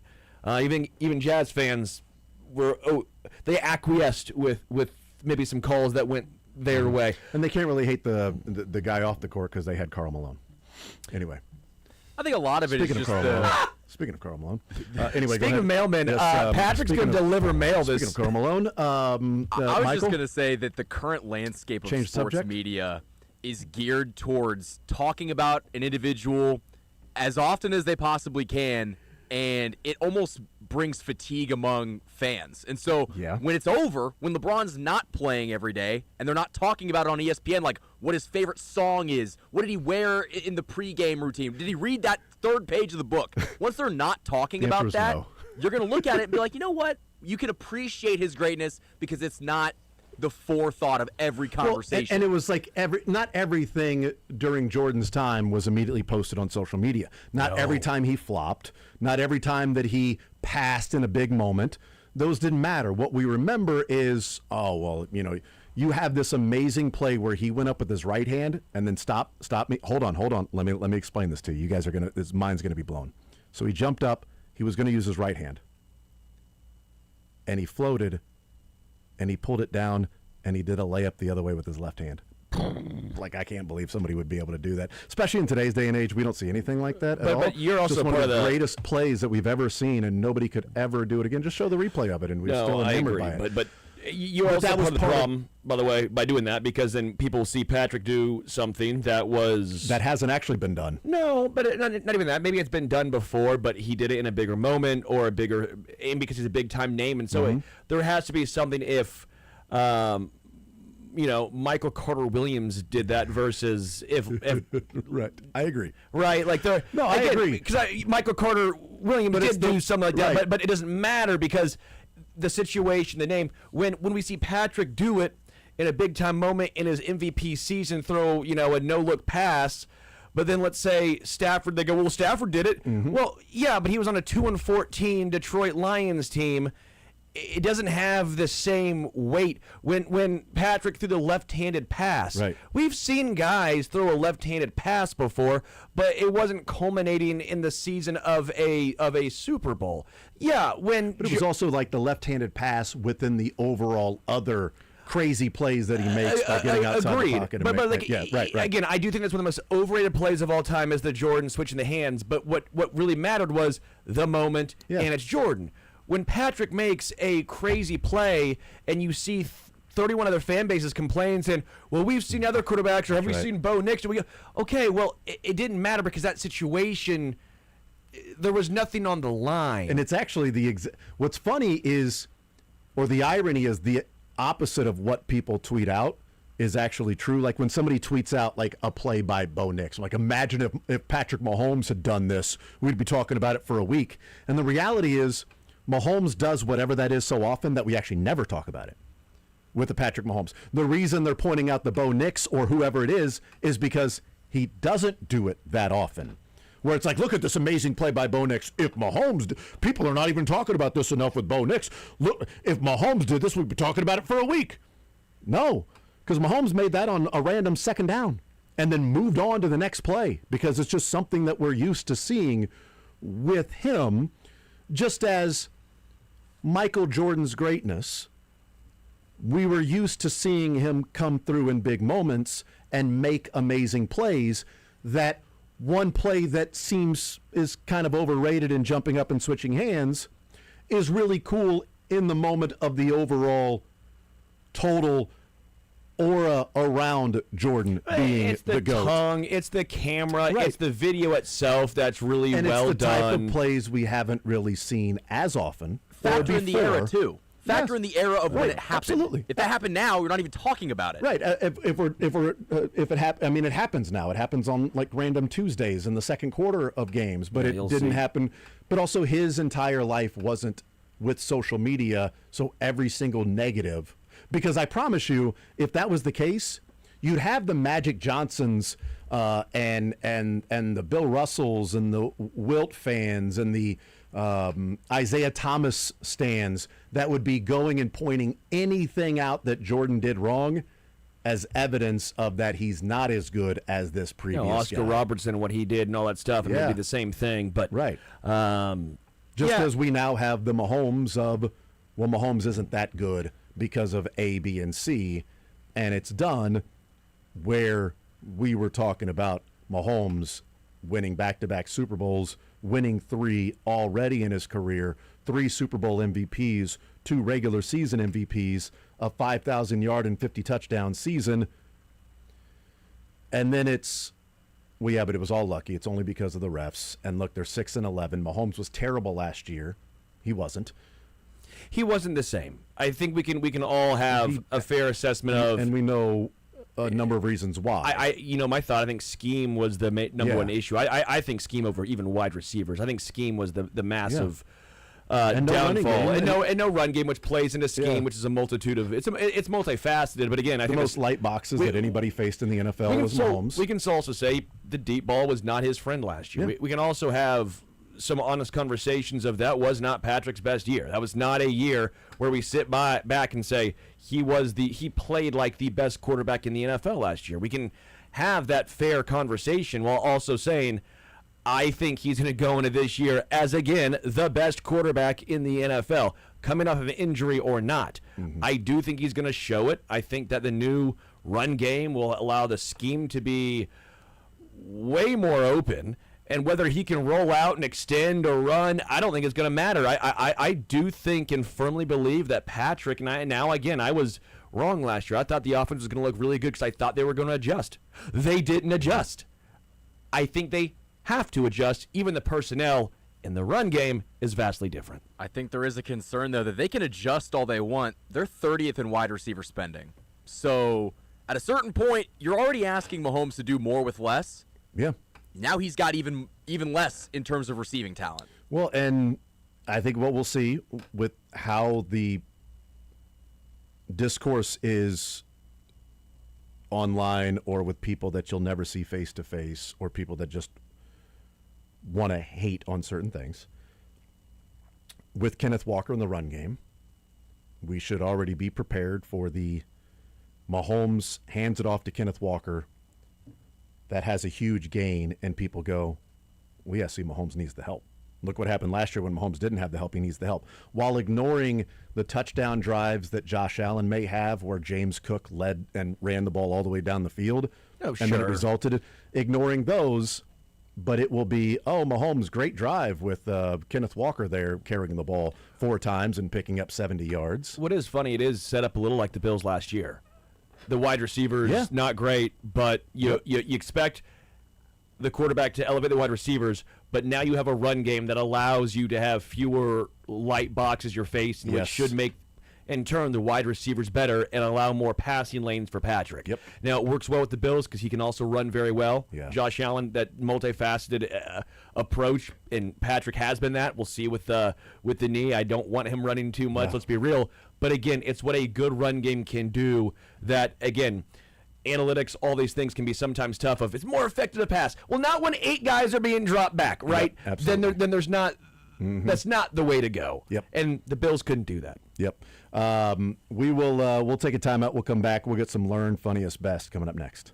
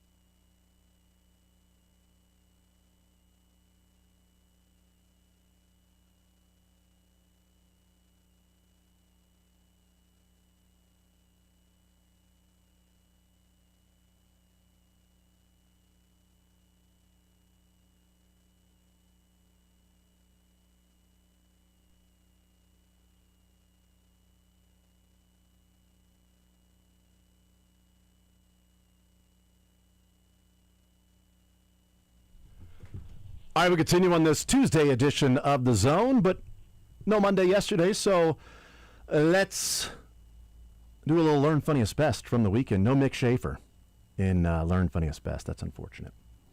Or is it? I learned he's not here. Is that what you learned? I learned that Michael had a show yesterday that he filled in and did the program with Sarin Petro. That's what I learned over the weekend. So next up, no. The funniest was Michael on that show. The best was not Michael on that show. The best was when the show ended. Unlike Michael yesterday, the best for this show is when 2 o'clock ends here. Let's go through Learn Funniest Best, what we learned from the weekend, funniest from the weekend, best from the weekend. What I learned from the weekend is there's a pitcher from UCLA named Angel Cervantes. And I thought this was kind of funny, cool, neat. He takes something out to the mound with him every game in every inning. Angel Cervantes, pitcher from UCLA, takes out a mini dinosaur and puts it on the other side of the mound, on the opposite side of the hill, so it can't be hit. And it's a small little dinosaur figurine thingy that he named Jerry. And Jerry goes with him everywhere. And so Jerry gives him comfort when he's out there on the mound. And with Jerry by his side, he can pitch to his full potential. So Angel Cervantes, I learned, takes a small little dinosaur. How's that legal? Out to the mound. How is it not? You should be allowed to have different things, like a stuffed animal, or maybe a child. But what if you maybe step you take on your son it? out What there if with you? The ball hits it, or maybe take your son out there with you, and he just sits there in like a chair or something. It's on the other side. It's very small. If the ball hit the dinosaur, good luck. Well, the dinosaur's very small. But you can have the rosin bag on the other side of it, and that typically doesn't get hit because if the ball's going to go that way, it's going to ramp over the mound. The odds of that thing going up the mound and then down the mound without the pitcher actually fielding it and then hitting the dinosaur / rosin to then move in a different direction, I'd say are as small of a percent as it gets. Yeah. So what if he steps on it? That's his problem. And then I guess that's you know what? I wouldn't pitch very well afterward. Yeah, or maybe Jerry's like, bleep you, dude. You've lost all your. I'm not looking out for you anymore. Yeah, no, thank you. You had your chance. I think the dinosaur that he uses, in fact, I'm pretty sure it's a triceratops. It's a small little triceratops that he takes out there with him. So, Jerry and UCLA's pitcher Angel Cervantes. So I learned that this weekend. That different guys take different things to the mound. So there you go. What'd you learn, Sterling? Well, it's learned and relearned. Okay. Jim, with it's kinda with the Astros throwing a combined no-hitter yesterday. Yeah, they did. And one guy was a rookie in it, so his debut was part of the combined no-hitter. Yeah, that's cool. Brings you back to someone who threw a legit no-hitter. Sorry, combined no-hitter. It's kind of cool, I guess. Neat, Yeah. fine, but they mean nothing. Sorry. Bumpus Jones. Oh yeah, Bumpus Jones. Yeah, so this is a relearn for me. Bumpus Jones. Always and forget me. about this. Bumpus Jones of the Reds, in his first career start, threw a complete game no-hitter. Oh, wow. He actually gave up a run in the game. Unearned, but give up a run in the game. Complete game no-hitter. No-hitter by giving up a run. Oh, Did they lose the game, too? So it was a no-hitter because it was an error, probably? Probably an error. Yep. I don't have that in front of me. I should look. But do you guys want to take a guess or a gander at how many more games he started or his ERA after that no-hitter? One more. I'll say 2 more. Yeah, he pitched in 7 more games to a 7.99 ERA. So he comes out in 92. His only game in 1892 threw a complete game no-hitter. Can you see what his expected ERA was going to be? I don't know if I have that. What a Sierra was back That'd be then. pretty cool. That'd be pretty cool. What is a Sierra? I found that hilarious and fast. Has there ever been a guy who threw I mean, obviously not, but a no-hitter in his debut? Imagine that's your last start of 92. It was his only start in 1892. So imagine all the fan base being like, guys. It was a huge fan base, too, back then, and Twitter went crazy. But, like, imagine, like, it's this guy's final start in 1892, throws a complete game no-hitter. Here's your young prospect. Whoa. Can you imagine when everybody learned about it the next day? And then he just got shelled and lasted one more year. Good old Bumpus Jones. Extra, extra, read all about it. Bumpus Jones doesn't allow a hit. No hitter for Bumpus Jones. Extra, extra, read how it was done. Oh, my God, I got to give this guy a penny. I got to read about Bumpus Jones. Apparently he threw a no-hitter. What is this game called? Get 4 walks and baseball? an error. This game where man hit ball with bat and run? Okay, baseball. All right, interesting. Let's learn about this baseball, son. Let's learn about Bumpus Jones. I see now why he sucked after then. Yeah. It was one of the last games played with the pitcher standing 55.5 feet from home plate. The next year, it was moved back to 60 feet 6 inches, and I guess that 5 feet were the downfall of Bumpus. Well, yeah. Well, of course. His 80 mile an hour doesn't play as well from 60 feet 6 inches as it did from 55 feet. But he'll always have the no-hitter? The no-hitter. That's true. I won't recognize it because it's not 60 feet 6 inches, but that's fine. What did you learn from the weekend, Mike? Also, you said it was a relearned? So I remember Bumpus Jones Bumpus a long Jones? time ago, and then I forgot about it. But history class? Apparently, 7th grade? This is the most mathematically unlikely pitcher to ever throw a no-hitter. To have thrown a no-hitter, but the most unlikely one. Yeah, absolutely. Wide margin. Well, I will say this is not a relearn for me because I've always known it, but I kind of just want to share it. It's a mixture between, I guess, a fun fact and best. Yankees catcher J.C. Escarra was a former Kansas City Monarch in 2022, back when I worked for the team. I did not know that. He was one of the better – he wasn't even the best player on that Monarchs team in 2022, but he ended up getting a chance to play in different Puerto Rican winter leagues, and the Yankees signed him back in 2024, and now he's in the lineup almost every day. That's awesome. Yeah, that's really cool. Oh, I also learned that then. That's part of my learned as well. That's cool. Learned it. Funniest from the weekend, Sterling, we start with you. Yeah, looking back at the Cleveland Spiders names, I just went old school baseball. I don't know why. It was a big weekend. Looking up Bumpus Jones and other names. Look at these names. Bumpus. Bumpus is the most normal of these names. Mm-hmm. This is the issue with today's day and age of baseball. We don't have any more Icebox Chamberlains, Cupid Childs. I loved him. Pretzels Getson. Pretzels get some. Pretzels, get some! Mortimer Hogan. Cowboy Jones, of course. Mortimer. We don't make any Mortimers anymore. There's not enough Mortimers. When did we stop making Mortimers? Cowboy Jones, which seems completely made up. Sport McAllister, which somehow sounds more... McAllister! Sport McAllister is a name that you would get on, like, RBI Baseball when it was, like, minor league generator. Sport McAllister. Sport McAllister, which then leads us to Chippy McGar. Cinders O'Brien, Crazy Schmidt. Is actually the Crazy Schmidt, the lamest of them all.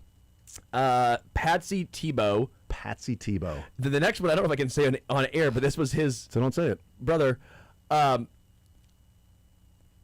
want to just describe what it is? And we can Kitty Cat.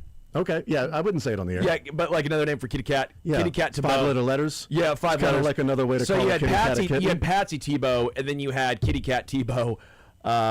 You had Peekaboo Veach, and then Highball Wilson, and also Rasty Wright. What a team. Rasty Wright. So not enough Rasties in today's So team. the first letter O stands for other, the second P stands for people, the last P, well, that's not that simple. Yeah, so that's the issue with today's baseball. If you want people to grow the game, we need more Cowboy Jones, Sport McAllister, Chippy McGars, Mortimers. How many of those guys? How many of those guys were alcoholics and criminals? There was only half of them. Oh, they probably all were something. Dabbled. They all dabbled in something. None were all-stars, I don't believe, and so I think that leads me to believe that they probably weren't very good. This was the bad Cleveland Spiders. You can be good and not be an all-star. Yeah, but not that Cleveland Spiders team. Okay. I just found those names, like, we need to bring back these names. Mortimer is just way too... Right. It's I think your firstborn, Sterling, or Michael, should be named Mortimer. Mortimer Holmes. Mortimer Darcy. MD. Oh, Mort. Keep the initials. Oh, Mort, you know? Morty. I like sport. What up, Morty? Pretzels. Pretzels Getson is... Pretzels get... I like to say pretzels get some instead of Getson. Pretzels get some. Come on. Go. You know what? While you're out there, go out and grab some guys' nuts. Grab some guys' pretzels. And if they don't have them, grab some guys' nuts. You know? While you're around, do what you got to do. The funniest from the weekend for you, Michael. Outside of that, Uh-huh. I'll go with the fact that the Knicks, just watching their fan base melt down in the streets of New York after going to the finals, but pairing that with the fact that their courtside seats for, I think it would be game 3 of the finals, if they ended up facing either the Thunder or the Spurs, just sold for $280,000 a seat. The cheapest seat to get in there is $3,000. But the problem is you're never going to sell that in New York. Not enough people with money. Nope. You can't find enough people there with money to go and see a Knicks game in the finals for the first time since 1999. Are they worse than Philly fans? No. Are Knicks fans worse than Eagles fans? I mean, purely just based on their behavior after a win. Every fan base has their stupidity. The issue with Philly fans is like the abuse that they give to other fans. Not just that they melt down in the streets when they win, but the abuse to other fans that are there. Have you seen the Knicks fans? I know, that's what I'm saying. Knicks fans gave it to some people that were leaving. I saw that video. Some people that were leaving the game there at Madison Square Garden wearing jerseys of the other team, and they were pushing and pulling and trying to rip the jersey off. Like, dude, like you're just a POS. You know what I mean? Yeah, that's crazy that there's that much money that they're spending on that particular ticket. But you know what? If you got the money, it's the first time since '99. You're going to be there. I don't think Kelsey spent as much money on it, but he's got the money too on those tickets with he and Tay-Tay, he and Taylor Swift. My funniest from the weekend is, so I had no idea the enhanced games were going on. Oh, yeah. I didn't even know what they were until I saw some people tweeting about the enhanced games, which allows you to use steroids and HGH and whatever else you want to put in your body to be able to run faster and swim faster and jump higher and throw further and all these things and all these records that are going to be broken. And they've got like $1 million if you broke a world record that they were going to give you. But my funniest is Fred Curley, who won a bronze a couple of years ago. Where was Mo? I'm not sure. But in the 100 meters, he won the bronze. Fred Curley, American. Fred Curley stated that in the enhanced games, the 100 meter, that Usain Bolt's world record would be destroyed. Of 9.58 seconds, it would be destroyed. My funniest is the ABC News headline. You ready for this? Fred Curley ran 100 meters in 9.97 seconds Sunday night to win the enhanced games. Curley, who predicted Usain Bolt's world record of 9.58 seconds would get destroyed, ran a time that would have placed him last at the Paris Olympics 2 years ago. Wow. In the enhanced games. He finished last. 2 years ago he did not finish last. But now, he was not on anything. He was running in the enhanced games. Not everybody in the enhanced games was on steroids. Yeah, not everyone was. That one swimmer was. But the other funny part is that the only world record that was set, I believe, was a swimmer that wasn't on any steroids or anything. Why the hell would somebody who's natural compete in an enhanced game? Just for fun. Because if you broke a world record, they were giving you $1 million. So, all right, I'll run it, and if I break a world record, then I get $1 million, and I think the only one that was broken was by a swimmer that wasn't actually on anything. Because then if you take something and you're in that, and then, you can be suspended in your actual sport that you may do for a living. I also saw that he's not going to be, they're not like Guinness, whoever's the person in charge. Oh, no, they don't recognize it. They don't recognize it. They're not recognizing the world. So pretty because cool. even if it's an enhanced games that you aren't on anything, but just that headline of predicted Usain Bolt's world record of 9.58 seconds would get destroyed, ran a time that would have placed him last in the Paris Olympics 2 years ago. It was kind of a bummer because I actually thought the thought process behind it was kind of cool. Mm-hmm. Like I did. It was the mountain from Thor. I was talking about this at the Super Bowl, actually. From Game of Thrones? Game of Thrones. I was talking to him at the Super Bowl about this, actually. And you drop something over there? I can't pick it up. It's too heavy. Yeah. It's a mountain. It's too big. He could. Yep, that's right. Thor's hammer, you couldn't pick that up. But he was excited. He was excited because he just, again, the thought process was a whole bunch of records were going to be broken. None were. No. And I don't know if this goes to show that. It goes to show that. Go ahead. I'm sorry. No, you're fine. My thought was either goes to show that, maybe steroids and all these other things aren't quite as useful. It may make you look a certain way, but it might not be quite as impactful, or that everyone's already juicing as is and they're just not getting caught. That's right.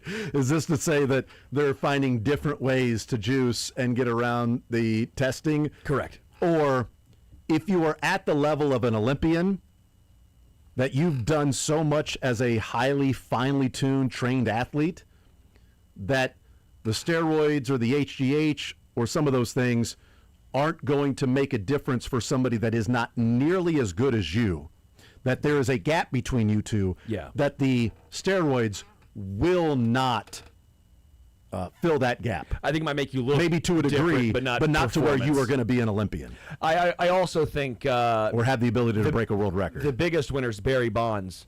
Yeah, put him in the allegedly, of course. And the steroids. Allegedly. He's sitting here going, I told you. I'm pretty sure. Allegedly. Why would he have to say, I told you? Allegedly.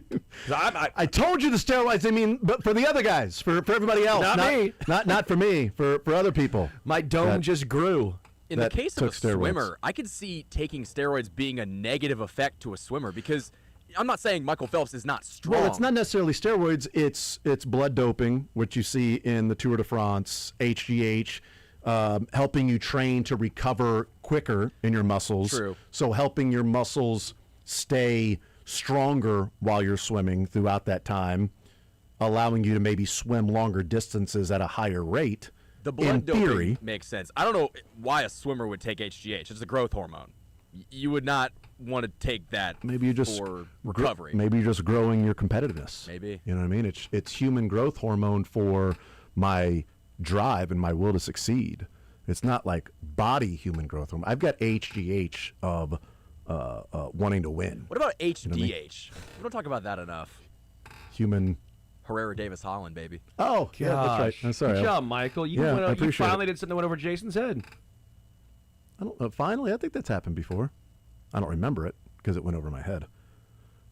Best, we start with you, Michael. That'd be Kansas baseball hosting a regional for the first time in its school history. It's pretty awesome, man. It's kind of cool to see just driving around Lawrence how they've taken out the back wall in left field, made it so there's like standing room now. They've increased capacity from 2,500 to 4,000, and you're going to see Arkansas fans come in, Missouri State fans come in. It's going to be really fun. Yeah. My best is along those lines of some of the local baseball around here. KU hosting the regional, UCM making the D2 World Series again, back-to-back years, and JCCC already winning more games in this tournament than they have in all of the other tournaments, not combined, but they went 1-2 the previous 3 years. They are 2-0 in this tournament after beating Hartford, not Hartford, but Hartford 19-2, and then they beat Walters State, the number 4 overall seed, 12-7, and now they get ready for the winner of Blen and Miami-Dade in an elimination game for that team, not for them because they're undefeated. These other teams, Blen and Miami-Dade, the winner of that, if it's Miami-Dade, they've already lost a game. If it's Blen, they would also be 2-0. So it would be the winner of that one then to go to the championship series, I believe. So the local teams there with KU hosting a regional, UCM back in the College World Series Division II, and JCC slugging their way to a 2-0 start in the Junior College National Championship. And also one more, best, is one of my friends, I'm not going to say who because I don't want people looking into it, but they were cleaning out one of their relatives' sort of houses and other things and looking at different things that they had. Found this small little book, I'd say probably like 3 inches by 5 inches, like a little notepad, right, that you would use. You'd see some old scribes that would be taking notes or whatever on it. And he opens it up and he starts looking through and he's like, what is this? And he sees a bunch of names and everything on there. So he goes through and he sees like, oh, this is an autograph book. And he flips the page and he flips the page, and on like the 8th page with 15 different autographs is Babe Ruth, Lou Gehrig, and a number of other names that he's like, those were the 2 that stood out. And I'm like, oh my God, like I've got this book here that has these autographs. I don't even know the hundreds of other people in this book that are all autographs of different people. That also right next to it is great because like in parentheses it's like New York Yankees. New York. It's got the name the team they play for, just in case you didn't know who they played for. But imagine cleaning out one of your relatives' stuff after passing or whatever, and you find this book. You start looking through it, and like, oh my God, like all of these different names that they had, and it's perfectly kept. That's awesome. I mean, it's not like it's faded. No, it's right there, bright, right there on because it's been kept for so long. That was pretty cool to see. Best for you, Sterling? Yeah, I think for me, Memorial Day Massacre happened in 1985 when the Boston Celtics hammered the Lakers by 34. Scott Wedman was 11 of 11 from the field and scored 26 points. Landry Shamet last night in a 130-93 victory, the Memorial Day Massacre Part 2 in the NBA. Part 2. Landry Shamet was 5 of 6. He missed one, but had 16 points. The fun part was Scott Wedman coached Landry and awesome. at AAU. And so I was talking to Scott last night, and he texted me and goes, Memorial Day Part 2? That's and right. I was like, you nailed it, Scott. You know what? He and Landry combined were 16 of 17 in those games. Crazy. There you go. That's awesome. Yeah, Park Hill kid in the house. Love seeing that. Still doing it, baby. Still doing the dang thing. Wrapping up the show next.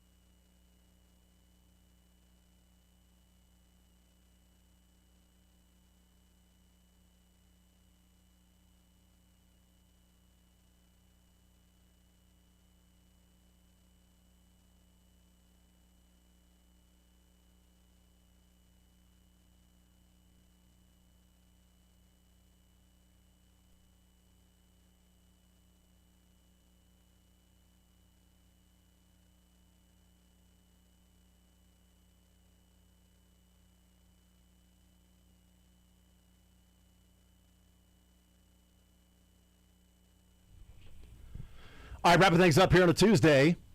Tonight on Sports Radio 810 WHB, we've got Spurs and Thunder. This is a Game 5, Sterling. What kind of game is it? It's a big one. Extremely big one.